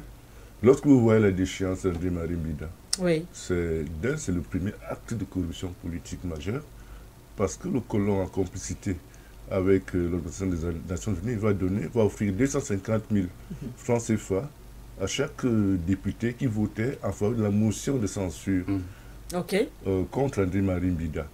Et le colon va également surfer sur la tribu et la confusion. Donc, on a commencé par convaincre tous les députés musulmans. Et ensuite, ils sont revenus dans le Grand Sud, liguer les étones contre les autres populations. Et c'est pour ça que vous verrez qu'André Fouda, en C-9, il sera promu vice-premier ministre, quelque chose comme ça, parce que justement, il avait trahi. Il fallait récompenser. Il fallait le récompenser. Il a trahi André-Marie Mbida pour s'allier à Idjo. Donc, c'est pour vous rappeler que, en fait, c'est un héritage colonial. Ça fait partie de l'écolonie. Oui, peut-être pour merci. Depuis, vous allez vous rendre compte que les politiques n'ont pas aidé, et même certains universitaires camerounais n'ont pas davantage aidé, parce que quand le feu professeur Hubert Monondiana, quand on parle du cas Betty Bamdeke, c'était décimé, vous voyez que ça va encore davantage créer toute une sorte de remue-ménage. Ok, voilà ceux qui doivent mourir, ceux qui ne doivent pas mourir. On a grandi avec ce sentiment là où finalement du communautarisme est devenu que si tel n'est pas mon frère, ça ne peut pas aller. Je veux dire un fait, quand Depenko était en train de parler, en indiquant que qu'est-ce qui va nous rendre camerounais. Je veux à un moment donné qu'on prenne un peu l'exemple des églises ou bien des religions. Quand vous allez chez les musulmans, ce qui rend les musulmans fidèles entre eux, ou quelqu'un est capable de pouvoir venir défendre son frère ou tuer pour lui, sauf comme on est entré avec parfois des hypocrisies, il y a toujours des infiltrations, il va vous dire que c'est au nom de Mohammed ou bien de Allah. Vous regardez les chrétiens, il va vous parler de Jésus, il dit que il est plus enclin avec son frère, il est plus avec le frère d'église, ma soeur, mon frère, à faire avec lui, que le frère même de la maison. Parce que là-bas, on leur a donné un facteur qui va leur rassembler. Ça a été difficile au niveau de nos sociétés, à dire que les gouvernements n'ont pas aidé à cela. Et c'est à partir de là qu'aujourd'hui, ce clivage-là est davantage né, où tu peux voir quelqu'un avec même qui tu pouvais être un ami, on va te dire à la maison que non, vraiment les doigts là, il va pas te dire, c'est un gars qui est comme cette femme-là, comme cette femme qui est comme ça. Et puis, ça grandit. Ceux qui sont dans hybride, qui sont nés de plusieurs couches, ils vont faire comment ils vont se retrouver à quel endroit? Doivent-ils couper leur partie du corps? Je le disais ici, mon feu père est de la Sanaga maritime, donc là où il y a Ngoklitoba, la grotte. La grotte. Ma feu maman vient du centre d'Union Ekele et on a certaines parties limitrophes avec les Bétings. Si on rentre donc dans une guerre de qui a fait ça, qui a fait ça, qui a fait ça, à un moment donné, parfois, nous autres à la maison, souvent, bien, parfois on se retrouve en famille, on est souvent que non, tu es un sang mélangé, tu es... Ça ne sonne pas bien, ça fait en sorte qu'il y a des personnes parfois qui se disent que faudrait mieux ne pas rester quelque part, autant mieux aller à un endroit là où on va m'accepter à cause des réalités qui nous sont servies aujourd'hui. Donc les politiques davantage n'ont pas eu à travailler sur dans cela, les partis n'ont pas eu à travailler cela, avec au moins de savoir, même comme quand vous parliez des élections récentes ici, on est resté au faciès, on est resté à la proximité, on n'a pas eu à regarder les politiques, les programmes dans leur profondeur. Pourtant, si on ressortait cela, il y avait quand même de très bonnes choses qui étaient présentées. Les gens vont croire que parce que M. Matomba, le patron de For You, que quand on parle du bus, ça veut forcément dire que c'est à cause de lui. Mais c'est parce que c'est le programme qui, quand on regardait dans le fond, dimanche, moi, il y a des gens qui disaient, même gens du RDP qui disaient que c'est un parti qui avait des éléments à proposer. Tout le monde, quand même, la majorité est d'accord que le PURS avait l'un des meilleurs, sinon le meilleur programme, quand même. Maintenant, pourquoi est-ce que ce programme, effectivement, on l'a dit, c'était... Et là, le tribalisme est encore entré en jeu. Voilà. Le tribalisme est entré en jeu parce que ceux qui nous ont combattu le plus ne sont pas ceux que vous imaginez. Ce sont justement ceux qui voulaient simplement s'aimer le chaos, et fait de l'anarchie. On te résiste. Oui, alors c'est un héritage. Moi j'abonde totalement dans le sens de Depenkodo, que j'ai d'ailleurs beaucoup de plaisir à revoir. C'est un legs. Parce que en réalité, il n'y a pas de problème camerounais. Il n'y a pas de problème camerouno-camerounais. C'est vrai qu'on pouvait dire ça sur le ton de la légèreté, sur le ton de la plaisanterie. Oh, mais ta copine doit là. Oui. Oh, mais là-bas ça là. Mais sans réelle méchanceté, sans réelle malveillance. Oui. C'était juste une façon d'identifier. Parce que ne perdons pas de vue le fait que le sentiment d'appartenance est humain. C'est tout à fait normal que quand vous vous retrouvez dans un environnement et que s'il y a un Bassa, si vous êtes Bassa, qui est un Bafia, si vous êtes Bafia, que vous vous sentiez instinctivement un peu plus proche de lui sans pour autant ostraciser les autres. Ça, c'est un sentiment normal. Si on vous dit que ce n'est pas normal, ce n'est pas vrai. C'est-à-dire que c'est une façon encore de rentrer dans les clivages qui véritablement n'ont pas de sens. Mais maintenant, revenons un petit peu au cas de la France pour aller du côté des gestes de la loi. Aujourd'hui, on sait que la France fait partie des pays les plus racistes. Ça, c'est-à-dire que ces gens-là n'avaient même pas de scrupules à vous recaler. Si vous êtes un candidat pour une entreprise, si vous êtes même un locataire, c'est-à-dire que même au téléphone, il y a des anecdotes. Hein. Vous appelez une dame, une vénérable dame qui a un bail, vous voulez louer, bon voilà, vous voulez vous loger chez elle, parce que vous vous appelez Pierre, ok, vous avez un accent un petit peu francisé, ok, et vous accepte. Mais dès lors que vous venez, et que vous ressemblez à Mamadou, que vous ressemblez à Edimo, eh bien, elle vous recale. C'est une expérience vécue, hein, mais oui, bien sûr que oui. Alors, mais aujourd'hui, les Français ont tellement été mal parce qu'on les a tellement critiqués qu'aujourd'hui, ils ont mis en place le côté légal. Alors, tout acte de racisme est puni par la loi. Maintenant, le racisme est resté insidieux, il est plus dans les faits qu'on ne peut pas toujours tracer. C'est assez subtil. Oui, voilà, c'est très subtil, mais il est toujours là. Mais au moins, c'est régulé par la loi. Alors pourquoi est-ce qu'on ne pourrait pas, au moins avoir cet héritage-là, c'est-à-dire que copier ce qui vient de là-bas, au moins qui serait bien. Parce qu'il y en a marre quand même, ces discours haineux sur la toile. Et les âmes fragiles, c'est-à-dire que les personnes plus sensibles qui n'ont pas une véritable assise spirituelle, basiquement, prennent ça pour argent comptant. Voilà, on leur apprend à ne pas aimer la Bassa, à ne pas aimer le Bafia, à ne pas aimer non, vraiment, ce n'est pas normal parce que on est tous frères. C'est-à-dire que si quelqu'un s'assied un petit peu tranquillement et fait une introspection, ou alors fait une recherche, vous allez vous rendre compte qu'on a des ramifications. C'est-à-dire qu'on est imbriqués les uns dans les autres. C'est vrai. On est imbriqués les uns dans les autres. Voilà. Alors moi, je propose qu'on sorte de ce sentiment antipatriotique, parce que c'est forcément être antipatriotique, ce n'est pas normal de vouer une haine aussi viscérale à quelqu'un qui est ton frère avant tout, qui est camerounais comme toi. Il n'y a pas plus camerounais qu'un Bamileke, qu'un Bassa, qu'un Bafia. On sommes tous camerounais. Alors imaginez que nous soyons sur le coup d'une attaque extérieure. Est-ce que je vais pas aller défendre ma voisine parce qu'elle est Bassa? Est-ce qu'elle viendra pas me défendre parce que je suis Bafia? Non, au contraire, c'est-à-dire qu'en fait, les Camerounais ont une mémoire très sélective. Hein. C'est-à-dire que autant on peut se retrouver, on peut faire bloc tous ensemble contre une attaque, autant on peut dire oh vraiment le bandem là, mais sans réelle méchanceté. Moi, je pense qu'il n'y a pas vraiment de problème camerounais, mais qu'il faut qu'on arrête un peu ces discours et que ces discours-là soient régulés. Si on vous prend en train de propager un discours haineux, que ce soit sur la toile ou ailleurs, eh bien, on vous frappe, vous êtes sous le coup de la loi. Là, je pense que ça va brider beaucoup de choses, ça va réfréner tellement d'ardeur que les gens, avant de dire quoi que ce soit qui pourrait mettre à mal l'intégrité du voisin, du frère, ils vont réfléchir par deux fois avant de se livrer à ce genre d'exercice. Plutôt une proposition. Moi, je pense que j'adhère complètement et totalement à cette proposition, hein, surtout en prenant l'exemple. Ailleurs, en ce qui concerne le tribalisme, je pense que on verra même peut-être avec des jurés si soit peut-être c'est prévu par la loi mais ce n'est pas appliqué ou alors c'est pas prévu. Pourquoi pas faire des propositions également allant dans ce sens pour assainir quand même notre cours au Cameroun, parce que c'est quand même c'est très inquiétant.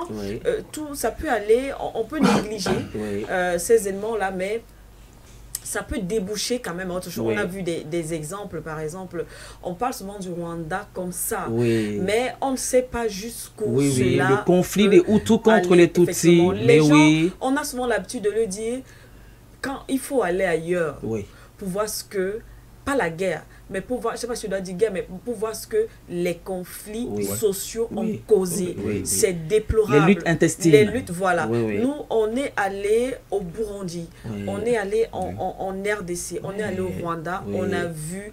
J'étais à Bangui. Ça vous fait pleurer. C'est les cas anti-Balaka. J'ai vu des corps ça vous fait en décomposition sur la... Exactement. Mais oui. C'est-à-dire que l'humain est devenu moins qu'un animal. C'est terrible. En fait, il a quitté la sacralité pour le déchet. Il faut vraiment que les gens prennent cela très au sérieux. Et à côté de cette proposition vraiment qui vraiment m'émeut réellement et dont j'adhère une fois de plus ce matin, je pense... le législateur devrait s'impliquer. Et à côté de cela, monsieur... Et avec des lois, des lois fermes, très contraignantes. C'est-à-dire que les contrevenants se retrouvent automatiquement sous le coup de la loi. Je crois et que puis, ça va... et puis réguler même des propos, et même sur les réseaux sociaux, parce que vous savez qu'il y a des termes spam. Tout va des réseaux sociaux. Oui, c'est-à-dire que quand vous prononcez un certain terme sur un réseau social, eh bien, soit on supprime votre commentaire. On supprime votre commentaire. Bon, il y a des gens qui sont un peu plus procéduriers, qui vont jusqu'à vous poursuivre parce que vous avez tenu des propos qui ont blessé sa sensibilité. Je pense qu'on devrait faire ça ici. Dans ce cas-là, il faudrait qu'à côté de la loi sur la communication électronique de 2013, on fasse en sorte véritablement qu'il y ait une loi prévue pour la cybersécurité au Cameroun. Parce que depuis là, on avait eu à faire une rencontre tout simplement dans la zone subsaharienne, c'était tenu à Yaoundé, mais on n'a jamais une loi claire. Si cette période, si vous avez eu l'impression qu'on fuit des gens sur la toile, c'est parce qu'on voulait de façon spécifique voir un peu ce qui amenait à la sédition, ceci. Mais il n'y a pas de véritable loi qui permet d'encadrer la toile au Cameroun. Il n'y en a pas. Il faudrait, Sike Doumbé et Depenkodo et Florent, qu'on aille un peu plus loin. Vous avez évoqué, Depenkodo a évoqué les CDK, anti-Balaka. Vous avez évoqué Sike Doumbé, le Burundi, le Rwanda, la RDC. Nous tous, nous vivons ces feuilletons ici. Mais élargissons un peu. Revenons sur le cas de Chauvin et Derek Floyd, qui est mort en Mondovision. Le policier blanc américain qui avait étouffé, asphyxié, Derek, qui disait je ne peux pas respirer, I can't breathe. Alors, je vais vous prendre un exemple vraiment bête badal. Alors, je suis certaine que tous les Camerounais, parce qu'on n'entend pas du cas du Cameroun, se sont sentis concernés. Au-delà du fait que c'était un humain qui assassinait un autre humain, mais de manière subliminale, les Camerounais se sont sentis concernés parce que l'autre était noir. Alors, si un Camerounais peut s'insurger de ce qu'un afro-descendant est en train de se faire assassiner, alors pourquoi je me sentirais... Alors pourquoi est-ce que je vais haïr mon frère alors que viscéralement, je vous jure, Depenkodo, viscéralement, je me sens très proche de lui. Il y a des termes, certes, peut-être qui viennent qui sont empruntés aux langues, par exemple, françaises et anglo-saxonnes, ce qui est malheureux. Par exemple, comment est-ce qu'on dit la fenêtre dans plusieurs langues du Cameroun? Window. Ah, ok. En passant, on dit winda. Ok, et en bafia, on dit wondo. Voilà, il y a ce radical là. Voilà, Winda, c'est pas la même chose qu'on et Depenkodo, en Eton ou en Boulou. Wundi. Quoi c'est Winda? Ferme la fenêtre. Sima Wondo. Winda. Donc en fait, moi justement, on revient à ce que je comptais moi en termes de proposition, et je crois que le doyen Kodo ne va pas me contredire, la langue. Parce que c'était l'une des solutions, du moins c'est l'une des solutions qu'a proposé le PURS. Le PURS, effectivement, une langue. On va se reconnaître. Vous avez vu, très bel exemple justement, Pharaon. On se reconnaît à travers cette langue. C'est un facteur d'unité. Là, on n'aura pas. Et puis, il y a des personnes qui ne comprenaient pas, qui disaient, mais comment, est-ce que le Bassa va accepter que non, les salins? Non. Et on prend souvent cet exemple. On a pris l'exemple de la France qui avait plusieurs langues. Mais après, je crois que c'est François Ier, je ne sais pas trop, qui a décidé. La Chine, la Chine a plusieurs langues. Et puis, dans l'AES, on a vu, lorsqu'ils se sont engagés dans la réécriture de leur constitution, leur loi, il y a plusieurs langues. Au Niger, il y a plusieurs langues, mais ils ont décidé, voici les langues officielles. Et vous allez le faire, c'est comme ça. Donc, je pense que dans un souci de reconstruction et d'unité, effectivement, c'est un élément essentiel, la langue, fédérée autour de la langue. Et c'est justement cela là qui va constituer, qui va permettre à ce qu'on soit considéré effectivement comme une nation. En attendant qu'on arrive à cette monnaie. Voilà. Alors si moi je dis en bafia pour dire je m'en vais, je dis Menke, pourquoi vais-je haïr le Bassa qui va dire Menke? Ouais, donc, là, c'est pas pareil. Ouais, en fait, le facteur langue est un facteur d'unité, un facteur d'identité et d'identité nationale. Vous verrez que la plupart des pays qui parlent une langue aujourd'hui, qui sont dans une langue, ont plusieurs langues. La Russie, ce n'est pas, il n'y a pas que le russe en Russie. Hein. C'est vrai. Il n'y a pas que le russe en Russie, il n'y a pas que le chinois, le mandarin en Chine. Oui. En France, même, il y a des langues. En Espagne, il y a d'autres langues. Mais comme ils ont pu faire attention depuis le début, ils ont construit une langue qu'ils ont... fédératrice. Voilà. Et c'est ça qui nous manque ici. Et parce qu'à travers cette langue, nous serons davantage proches les uns des autres. C'est pour ça que j'ai revenu sur les 3 piliers de la nation. Parce que si on avait une langue commune, et ça c'est le programme du PUR, ça prévoit ça, le projet de société, le programme politique du PUR prévoit l'adoption d'une langue. Tout à fait. Et ça va éviter justement la manifestation pernicieuse d'une forme de suprémacisme. Cette division-là. Voilà, parce que on va se comprendre. Si un ressortissant de Kayele, de Touboro arrive ici, qui puisse communiquer aisément avec celui qui vit ici, qui est originaire d'ici. À Bangui, j'ai vécu quelque chose d'incroyable. Tous parlent leur langue. Oui. Et ils parlent même davantage leur langue par rapport au français. Oui, bien sûr.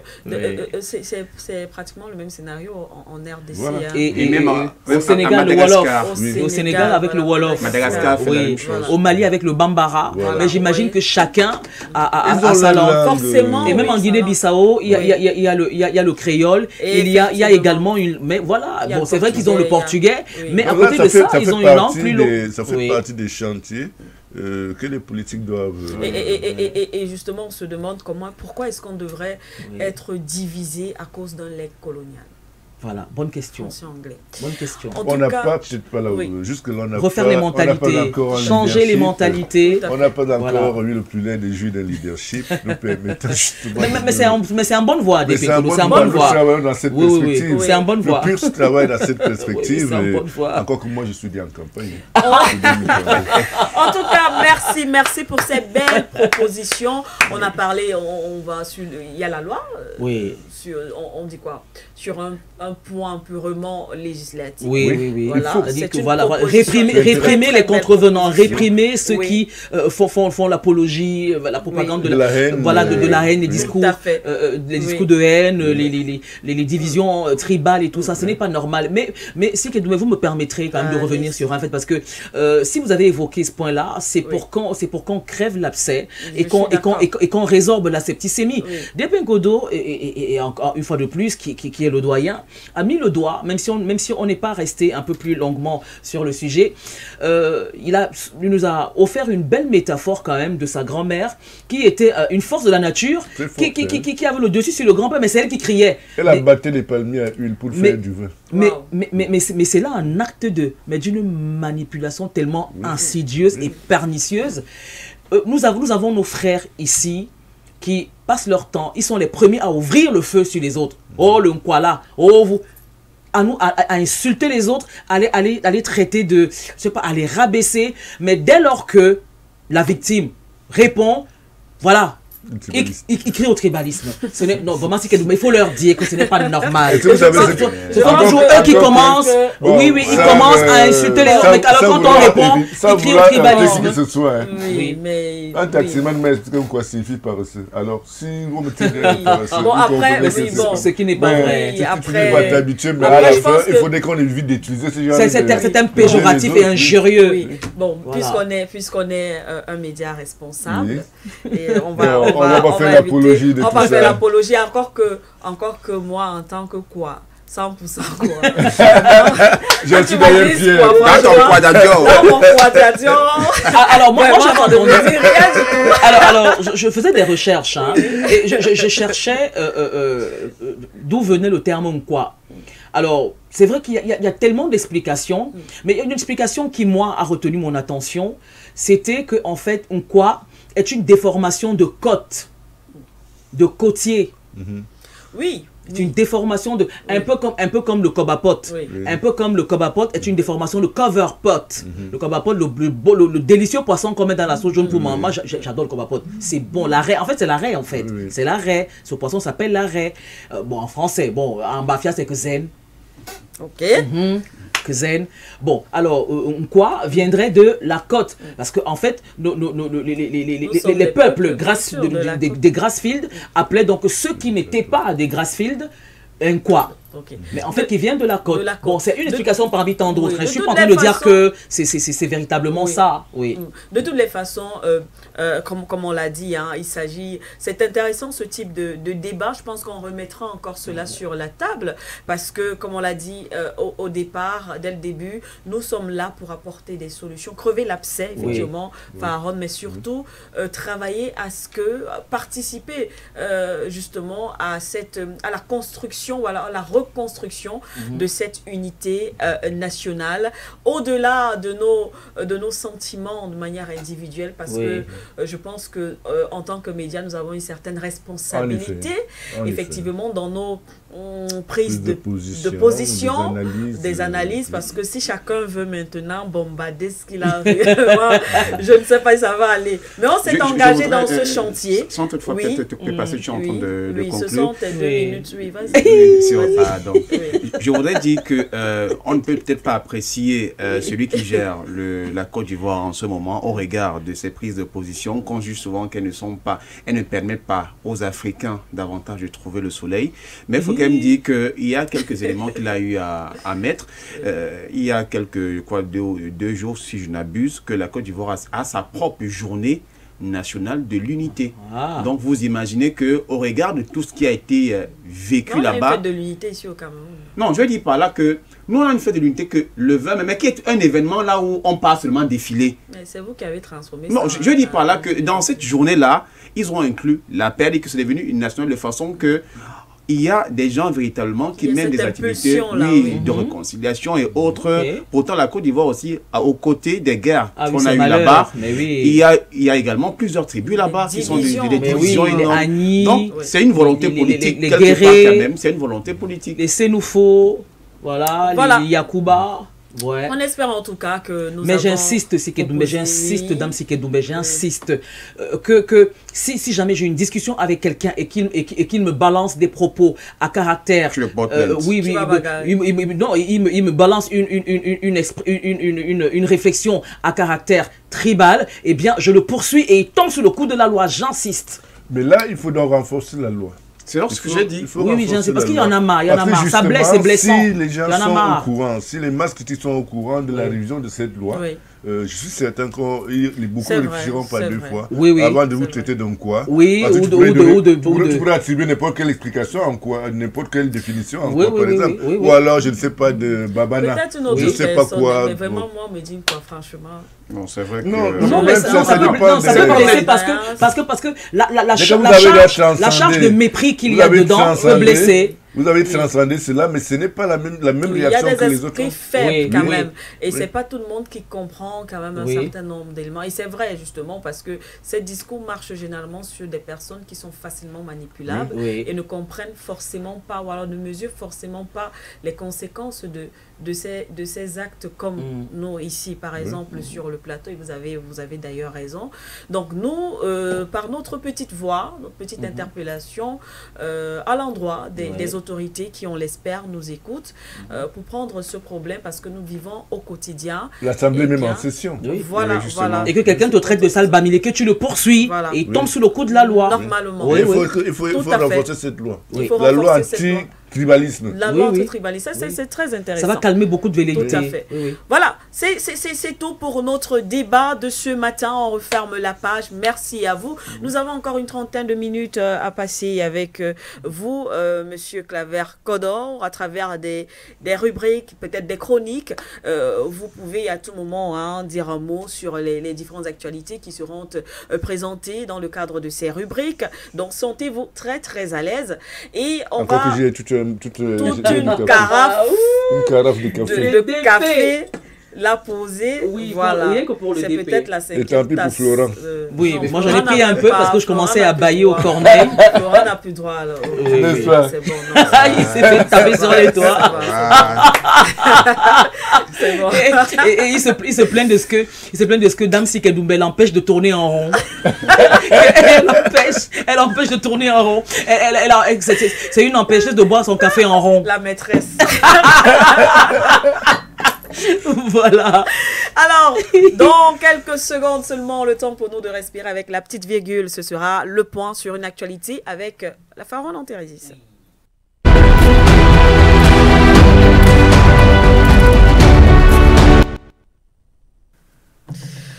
Alors, Pharaon Antérésis, de quoi? Qu'est-ce que tu nous proposes ce matin? Je vous emmène au Bénin. Ok. Je vous emmène au Bénin. Je ne suis pas xénophobe, hein, mais je vous ai dit que j'allais juger, non? Faut pas me dire qu'il faut pas juger afin de ne pas être jugé. Je vais juger. Ne nous avertis pas avant. Non, mais je suis pas. Non, mais parce que je vous vois venir. Je sais que vous allez vouloir me museler, ou me dire de pas juger comme mon voisin ici à gauche me dit ouais non ne juge pas afin de ne pas être jugé. Je vais juger. Alors au Bénin. Oui. Alors c'est un professeur qui met enceinte son élève mineur et tente une interruption de grossesse. Donc moi je commence par dire que cet enseignant-là il est coupable de 4 crimes. D'abord, on ne se met pas avec son élève, premier crime. Deuxième crime, on ne la met pas enceinte. Troisième crime, on n'entretient pas de relation avec son élève. Et quatrième crime, il a voulu interrompre la grossesse. Bon, alors la corruption des mineurs. Oui, alors à Lobogo, dans la commune de Bopa, un enseignant fait l'objet de poursuites devant la Cour de répression des infractions économiques et terroristes, en abrégé CRIET. Il est accusé d'avoir entretenu une relation avec une élève mineure.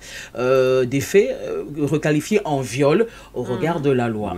Et donc, selon les informations recueillies, cette relation se serait développée à l'insu des parents de la jeune fille. C'est toujours à l'insu des parents de la jeune fille. Alors, l'affaire a éclaté lorsqu'ils ont constaté des signes de grossesse chez l'adolescente. L'enseignant l'aurait ensuite conduite dans un centre de santé dans l'intention de faire interrompre la grossesse. La police est intervenue sur les lieux, procédant immédiatement à son interpellation. L'homme est marié et père de famille et a été placé en garde à vue avant son transfert à la Criette. Donc, il doit faire la prison.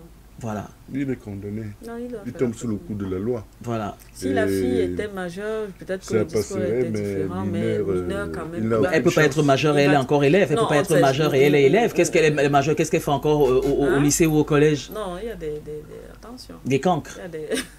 Bon, pour revenir vraiment très sérieusement, oui. Le monsieur doit, pour ma part, c'est très grave quand même. Oui. Et puis, amener l'enfant. Vous savez que là, il a la et elle pouvait mourir. Elle pouvait mourir. Voilà. Oui. Et il a joué de sa position d'enseignant pour influencer l'enfant. C'est ça qu'on appelle corruption en jeunesse. Oui. Voilà. Alors maintenant, ça pose la problématique de l'enquête de moralité. C'est ça. Sur la base de quoi on recrute des enseignants. C'est vrai. Sur la base de quoi on recrute ce type de personnel. Un monsieur comme ça, je suis certaine que c'est un récidiviste. Je suis certaine qu'il n'était pas à son premier. C'est vrai. Oui. Alors, d'où est-ce qu'il, enfin, d'où se tient un homme marié, adulte, majeur, pour faire des avances à sa jeune élève mineure, la mettre enceinte? Ça veut dire qu'il aurait même pu lui filer une maladie, parce que si elle est enceinte, forcément, il y a eu échange de fluides, donc je peux m'avancer en disant qu'il n'a pas utilisé de protection. Et si on avait fait ça à sa fille, à lui? Quand même. Voilà, oui. Bon, on peut dire que la protection peut déraper. Alors, ce monsieur... on rappelle que le dossier rappelle la rigueur du cadre légal en vigueur au Bénin. Bon, la loi septembre 2021, relative à la répression des infractions fondées sur le genre et à la protection de la femme, interdit formellement toute relation entre un enseignant et son apprenant, même en cas de consentement présumé. Les sanctions prévues vont de 3 à 5 ans d'emprisonnement, ainsi que des amendes pouvant atteindre 5 millions de francs CFA. Alors, est-ce que vous trouvez que 5 ans, c'est largement suffisant pour un crime aussi grave? C'est pas suffisant. Il fallait multiplier par 3. Bon. Oui, par exemple, quoi. Ça fait 15 ans. Non, c'est petit. On le retirait de la circulation. 30 ans. En fait, est-ce que... 30 ans. Oui, parce qu'en fait, moi, je pense que ça dépend. Hein. Si je vois souvent, même quand on regarde souvent des films, on peut juger plusieurs faits. Tout à l'heure, vous avez parlé, vous avez énuméré 4, vous le condamniez sur 4 faits. 4 chefs d'accusation. Voilà. Donc, le fait d'être sorti déjà pas avec son ce qui est interdit par la loi. C'est une infraction, oui. Plus grave encore, elle est mineure. Oui. Deuxièmement, il a essayé d'interdire. Voilà. On peut arriver, ça peut arriver à 10-15 ans. Oui, non, 30 ans. Voilà. Oui. 30 ans minimum. Ça doit servir d'exemple. Oui, 30 ans minimum assorti d'une peine de sûreté de 25 ans. C'est-à-dire que pendant 25 ans, il n'aura pas la possibilité de faire appel. Donc il va purger au moins, selon moi, 25 ans. Sans pouvoir faire appel, et puis les 30 ans, bon voilà, on peut lui accorder la liberté conditionnelle sur la foi de la bonne conduite, hein, s'il se tient bien, s'il promet que bon voilà, on va d'abord le castrer pour commencer. Pour ceux qui voudraient faire. Mais oui, il faut le castrer. Eh ben non. Mais c'est un danger pour la société. Non, mais là, il passera quand même 25 ans en prison. Si il a âgé de 40 ans, il s'en sortira. Vous savez que les criminels sexuels, les délinquants sexuels ne changent pays, jamais. Dans des pays. Aux Philippines, on vous casse. En Philippines, là, on vous casse. Hein. Bon, oui. Voilà. Alors, DP, votre jolie fille que je connais, imaginez si elle était un peu mineure. Un bonhomme comme ça vient vous gâcher la vie. Vous êtes saigné. Tu peux demander à DP d'imaginer même. Je ne voulais même pas imaginer ce que je voulais dire. Donc vous êtes d'accord avec moi, on devrait castrer ce monsieur parce que les délinquants sexuels, ce sont les pires de tous. Et généralement, ils passent très facilement à travers les mailles. Des filets de la justice. Tout à fait. Je prends par exemple le cas du clergé. Je ne veux pas indexer un clergé ici. S'il vous plaît, lâchez ma veste. Par exemple, vous avez un prélat qui se rend coupable de crimes de ce type-là. Au lieu qu'il tombe purement et simplement sous le coup de la loi, on change de... On l'envoie ailleurs. Il recommence à agresser... Généralement, c'est en Afrique qu'on les envoie. Exactement. Voilà. Il recommence à agresser les enfants, les garçons, les filles. Et généralement, ce sont les garçons. Ils abusent. Oui, voilà. c'est ça. Donc, ils sont à la fois pédophiles et homosexuels. On n'est pas en train de juger pour le fait qu'ils soient homo, mais je juge s'ils sont pédophiles. Je juge. Oui, bien sûr. Et puis c'est pas... Voilà. C'est des enfants. Voilà. Et normalement, les pays d'accueil qui s'y sont au courant, oui, ils devraient s'apprêter à les castrer. Voilà. Parce alors que une enquête, ils deviennent des dangers pour bah oui. Donc, alors une enquête devrait être ouverte quand on recrute des enseignants. On devrait. moi, je pense qu'on devrait, c'est-à-dire que vous avez les enseignants, vous avez les répétiteurs de vos enfants à la maison. Oui, là aussi. Vous avez le. Oui, on devrait leur faire signer. Je sais pas moi, après une enquête. Bah oui, des engagements. Vous rendez victime, vous rendez coupable d'agression sur mineur ou qui que ce soit du perso. Enfin. Vous répondrez de vos actes. Vous répondrez de vos actes. Alors voilà donc ce que je vous ai réservé aujourd'hui. Et c'est venu du Bénin, mais ce n'est pas que l'apanage du Bénin.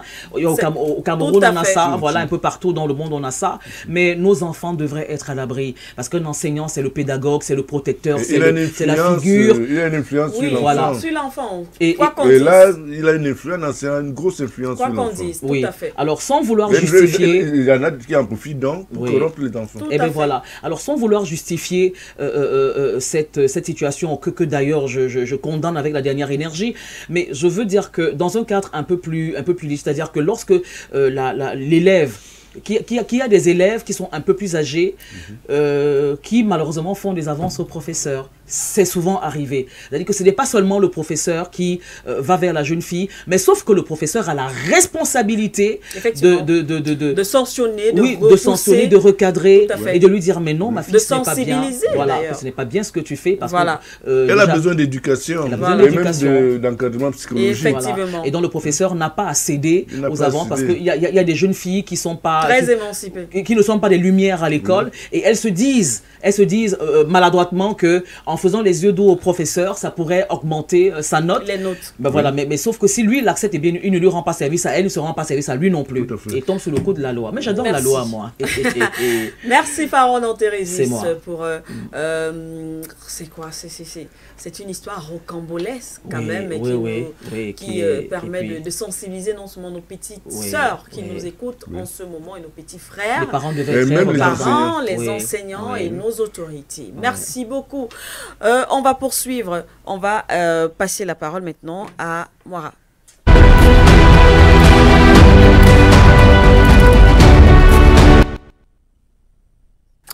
Oui. Donc, merci. Ce matin, on va aussi, comme on a toujours l'habitude de courir, il faut dire que le Cameroun peut être en train de se réveiller. Le ministre du Commerce, champion dans son commerce, a donc lancé une nouvelle campagne de vente promotionnelle. Donc, je ne sais pas trop pourquoi la promotion l'a essayé, mais je rends l'information. Ce sera du 18 au 10 janvier 2026, donc ça commence aujourd'hui. Le problème, c'est que c'est Yaoundé au boulevard du 20 mai qui a été choisi pour être le lieu donc de l'esplanade. Dans les autres régions du pays, ce sera des caravanes. Les membres du gouvernement qui essayent davantage de travailler, le ministre de la fonction publique et de la réforme administrative, Joseph Ling, a eu à suspendre ses collaborateurs.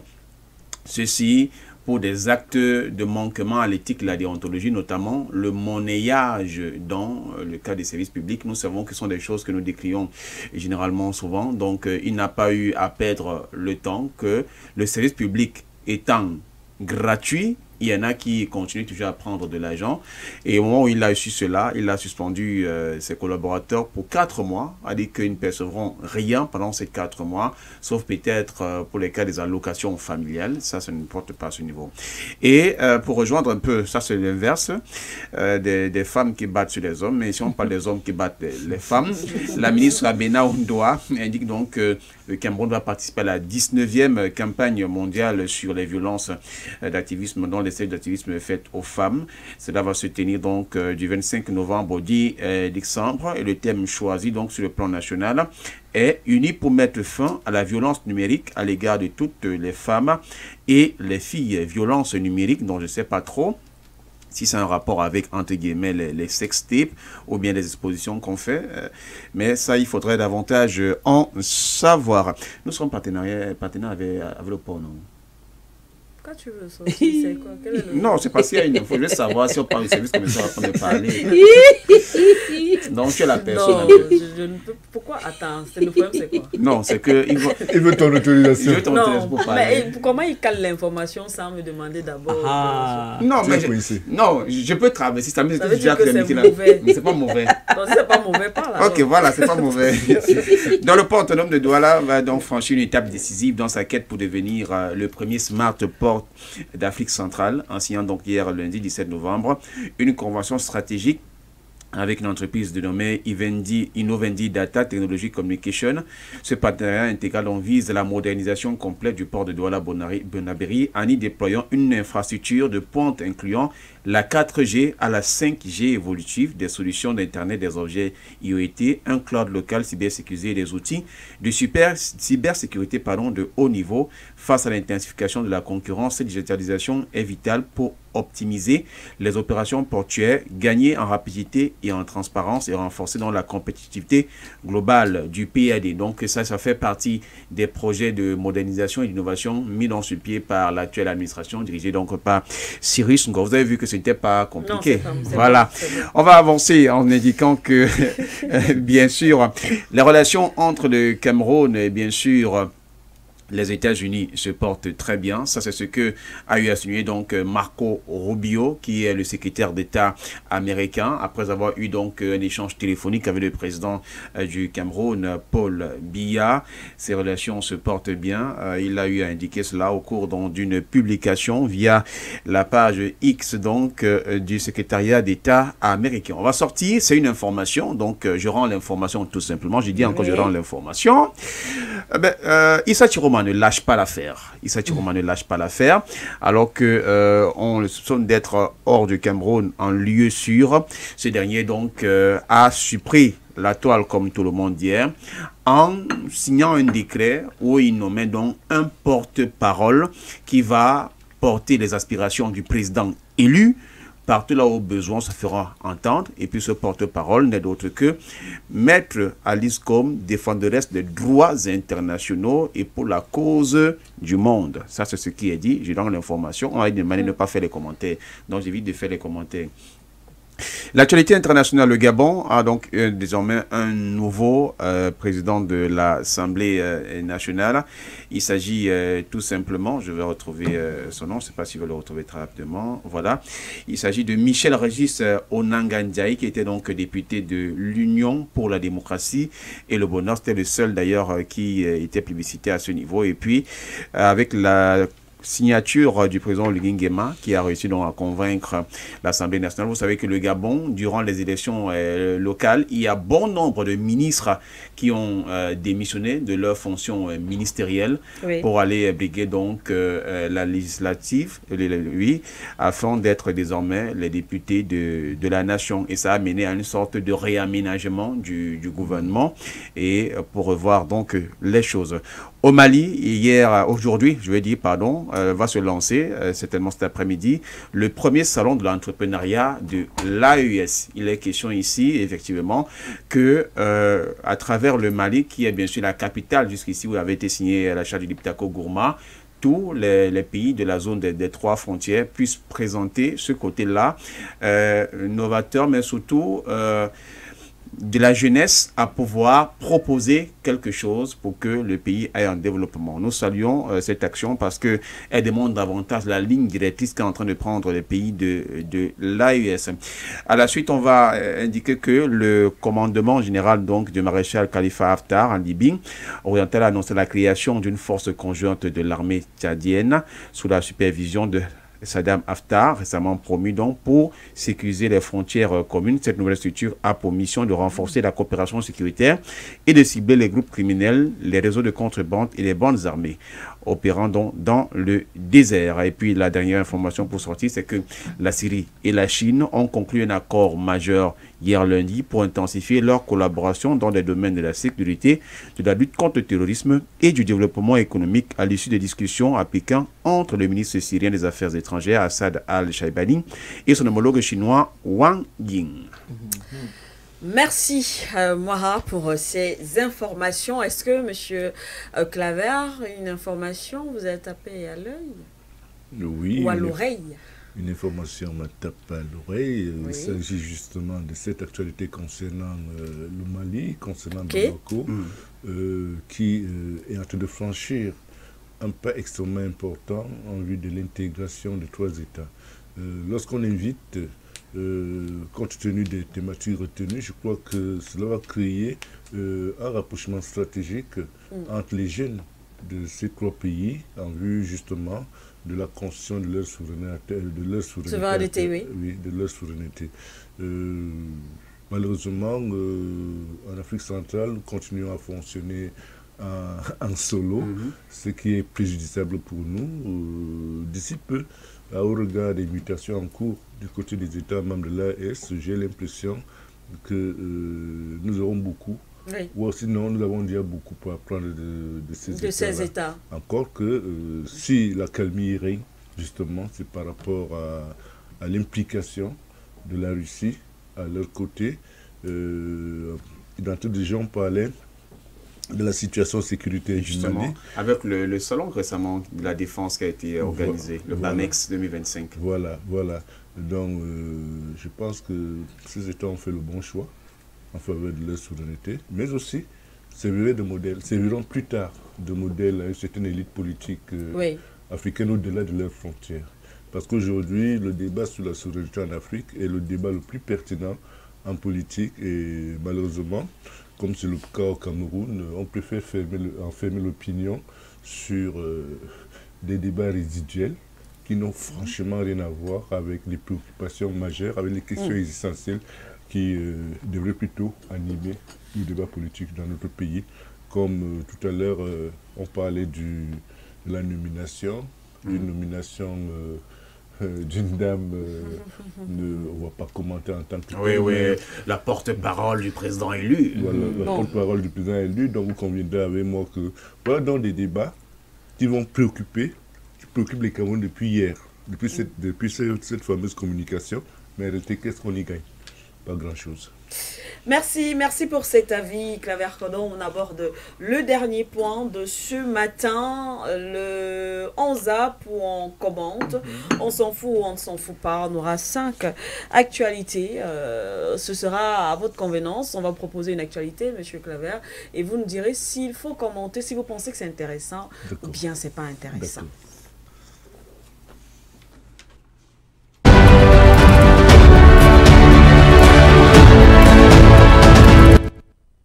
Alors, la première information, je pense que vous l'avez également suivie.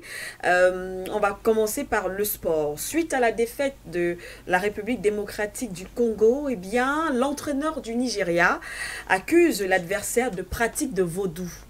Suite à la défaite du Nigeria, pardon, à la victoire de la RDC, vous avez dit... La victoire de la RDC face au Nigeria. Pour l'entraîneur nigérian, voilà, la RDC a simplement pratiqué du vaudou.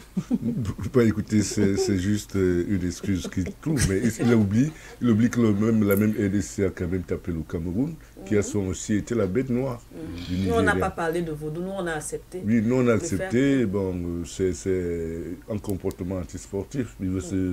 il trouve une excuse en s'adossant sur une histoire comme du vaudou dont personne ne peut fournir la preuve.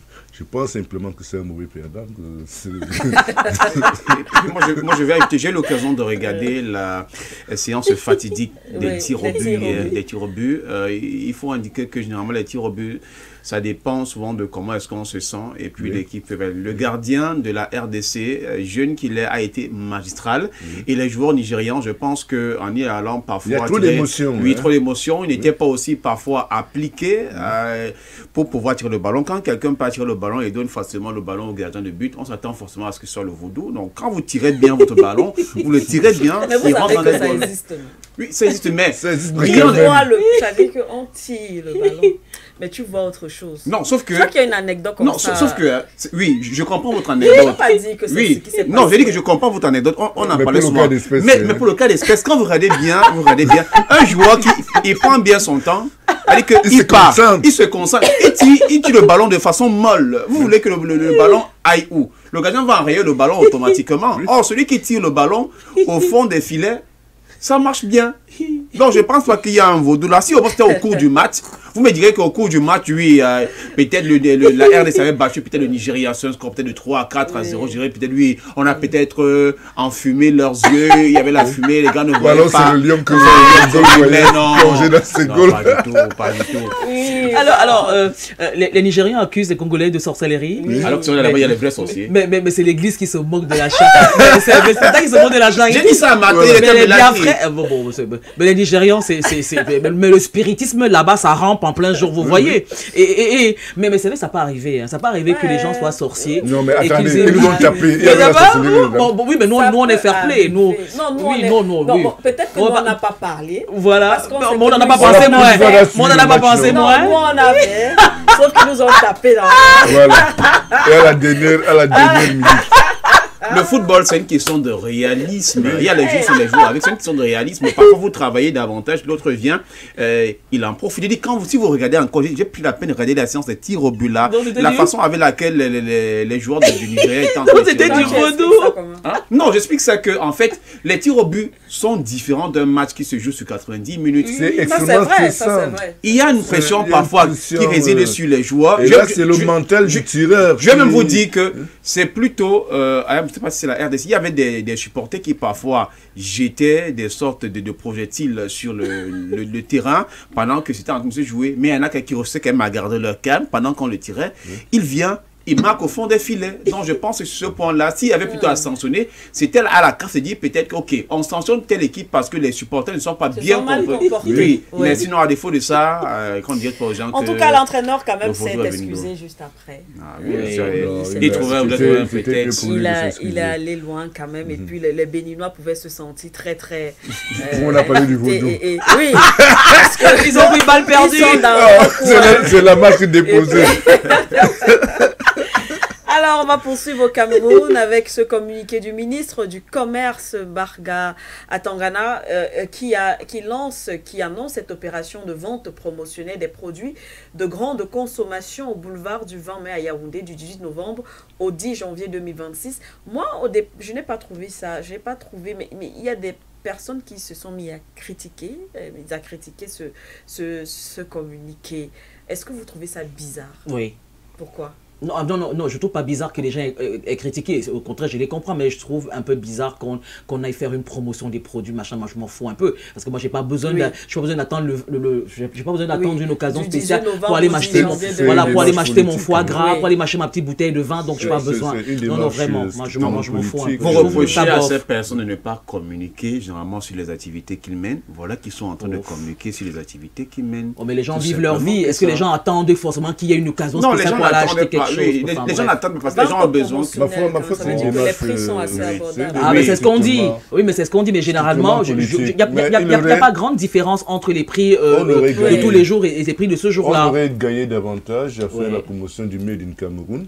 Par exemple. Voilà. Voyez-vous, mais là, c'est des produits, on ne sait pas quelle la qualité des produits seront vendus. Mais bon, comme... Généralement, ce sont les produits qu'on retrouve qui viennent parfois du marché. C'est un peu comme le Miracle, non? Il faut que c'est la phase de prolongement en grand format des Miracles, des marchés périodiques. Mais ce serait l'idéal, ce serait beaucoup plus intéressant. Avec le Made in Cameroun. C'était le Made in Cameroun, mais à des prix promotionnels. Parce que le Made in Cameroun coûte relativement très cher. Par rapport à... On va rester au Cameroun et ce droit de réponse, je ne sais pas si vous l'avez suivi également, ce droit de réponse adressé par le président du parti FDC à un média camerounais, pour ne pas le citer, et puis il ne s'agit pas du média en question, Equinos. Après le passage de l'homme politique Hiram Iodi qui a été interviewé de ce côté-là, dans ce média privé, et qui a accusé son ancien partenaire, qui a prêté... L'hébergeur, voilà. Et dans cette déclaration, Hiram Iodi a dit... sur les 15 millions qui nous ont été accordés lors de la campagne présidentielle, nous avons donné 5 millions justement à monsieur, c'est monsieur Émile Atangana. Il a dit au FDC. Au FDC en tout cas, qui est représenté par bien sûr monsieur Émile Atangana. Et ils n'ont rien foutu. Aucun meeting à Yaoundé. Aucun meeting à Yaoundé. Et monsieur Atangana demande donc un droit de réponse. On s'en fout ou on commente? Moi, je pense qu'il faut commenter parce que entre les deux, ça démontre clairement que les accords, à un moment donné, n'ont pas été ça. Je veux simplement qu'on aille au-delà des personnes. Oui, tout à fait. Je veux dire que les accords n'ont pas été réellement ça, parce que quand vous regardez même la façon avec laquelle ils se sont séparés, on a comme l'impression qu'il y en a l'un qui était peut-être sur une certaine idéologie, et l'autre qui avait également sa propre manière de faire. Est-ce que les concessions ont véritablement marché? Quand Hiram Iodi, ancien candidat à l'élection présidentielle, lui dit qu'il a donné 5 millions et qu'on n'a rien fait, il faudrait bien se poser la question en interne, comment est-ce que le FDC s'est organisé pendant ces campagnes? Est-ce qu'il travaillait en collaboration, par exemple, avec les équipes du candidat Iodi? Ça se passait comment? Donc, c'est quand même quelque chose d'assez très important à souligner, parce que ça pourrait mettre en mal aussi le parti des militants à Tangana à l'avenir, que le FDC, c'est quelqu'un qui n'est pas crédible, et ainsi de suite. Donc, moi, je vais poser un regard transversal sur cette question concernant justement les investitures à la tête des partis politiques à la faveur des élections présidentielles. J'en parlais déjà dans le cadre de l'un de nos programmes. Cette histoire représente un risque énorme. Est-ce que vous savez, et ça, je pense qu'il faut réformer cette loi. Surtout les conditions d'investiture, ou même supprimer cette question d'investiture des gens à la tête des partis, dans le cadre de la présidentielle. Ce n'est pas un jeu d'enfant, c'est l'avenir d'un pays qu'on engage. Je prends un exemple. Moi, la prochaine élection présidentielle aura lieu en 2032. Alors, je fais du lobby, parce que je connais la situation qui prévaut en Occident. Je fais du lobbying, j'intéresse les investisseurs privés au Cameroun, parce que j'ai la carte minière du Cameroun, j'ai tout le potentiel, tout ce qui concerne le Cameroun, je vends le Cameroun à travers une levée de fonds. Je peux prendre 200 milliards. Oui, je peux lever 200 milliards. Pendant 7 ans, tu peux gérer ça. Tu lèves 200 milliards, tu t'engages à céder l'exploitation des ressources naturelles. Oui, mais si, intéressé, je ne sais pas la blague. Cette histoire d'investiture peut nous mener dans une situation qu'on ne maîtrisera pas. Je crois que le législateur doit impérativement mettre un terme à cette histoire. Parce que c'est lui qui se plaint. Il se plaint. Il croit qu'il est dans son droit. Et c'est lui qui a joué qui a cédé son parti comme Yango. Lui aussi croit qu'il est dans son droit. Si cette loi interdisait justement cette transaction, on n'en serait pas là. Parce que les Occidentaux l'Europe occidentale est en paix. Il faut faire très très attention. Et ils ont beaucoup d'argent. Il y a des lobbies qui ont beaucoup d'argent en Europe. Je leur ai dit, ben, écoutez, moi vous me trouvez 200 milliards. Je vais acheter un bulletin de vote au sortir des urnes à 25 000 francs. Que le Cameroun est-ce que le Cameroun se ferait prier pour ne pas trahir un seigneur, puisque déjà nous ne sommes même pas patriotes. Nous ne sommes pas patriotes. Personne ne se fera prier, voilà. Donc, je vais mettre en place une stratégie pour racheter tous les bulletins de vote là, contre 25 000. Quand tu as 200 milliards, tu mets même 100 milliards dedans, mon cher ami, chers amis, chers auditeurs. Je vous jure qu'ils vont se payer. Parce que tu veux le vendre même à 1000 milliards. Non, Non, je veux le vendre. Je veux le vendre à 1000 milliards. Pourquoi? Parce que il n'y a que, par exemple, le pétrole. Je dis au gars qui écoute. oui. Donc, comme tu vas donner tes 200 milliards, là, tu vas gagner 1000 milliards. Prends tout le gaz du Cameroun. Ou prends tout le bois du Cameroun. Donc, il faut impérativement réviser cette loi-là. Ouais. Parce qu'elle donne la porte aux aventuriers politiques. À des dérives. Et aux dérives. On peut saluer donc le président Mamadi Doumbouya pour son action. Bien sûr. Bien sûr. Lui, il a levé la caution, c'est 900 millions. 900 millions. Oui. 900 millions. Oui, c'est important. Parce que là, ça empêche les aventuriers de se retrouver à la tête de nos États. De nos États. Alors, la dernière information pour sortir en Tanzanie, la présidente Samia Hassan qui a nommé sa fille aînée, également son beau-fils, la fille aînée au poste de ministre de l'Éducation et son beau-fils ministre de la Santé. Bravo. Non, elle n'est plus personne. Elle n'a que imité certains qui ont déjà commencé à faire le travail. N'est-ce pas?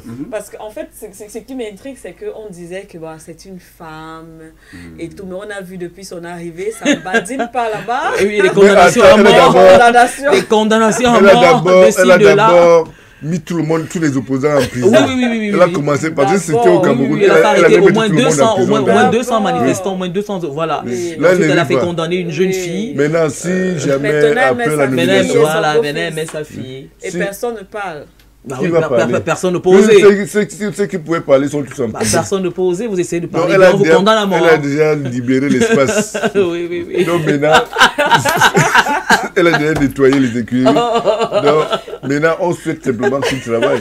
Oui. Ceux qui ont les promis de travail dans l'intérêt justement de leur pays. Oui, quand on vous dit que le Cameroun... Et oui. Mais il y aura la grogne certainement. Les gens vont grogner même s'ils ne vont pas oser lever la tête, ils ne vont pas oser. Qui sera leur tête? Oui, ils vont grogner. Ça va murmurer dans les chaumières. Qui sera leur tête? Ça va murmurer dans les chaumières. Ça va murmurer. Personne ne va oser de peur de passer à la guillotine. Personne. Puis si c'est déjà comment est-ce qu'elle réagit? Oui, personne ne va oser. Ça c'est une dame de fer alors en vrai. Voilà, en tout cas, merci beaucoup. Merci à vous, Aîné. Notre doyen, Claver Cordon, merci d'avoir été avec nous ce matin. Merci à la Pharaon Antérésis. C'est moi. Merci à Moira et bien sûr à Kélé, à la mise en onde. C'était simplement Sikendoumbe pour moi, en tout cas. La petite voix que vous écoutez. Merci à vous, chers auditeurs et téléauditeurs. Très belle journée. On se donne rendez-vous demain.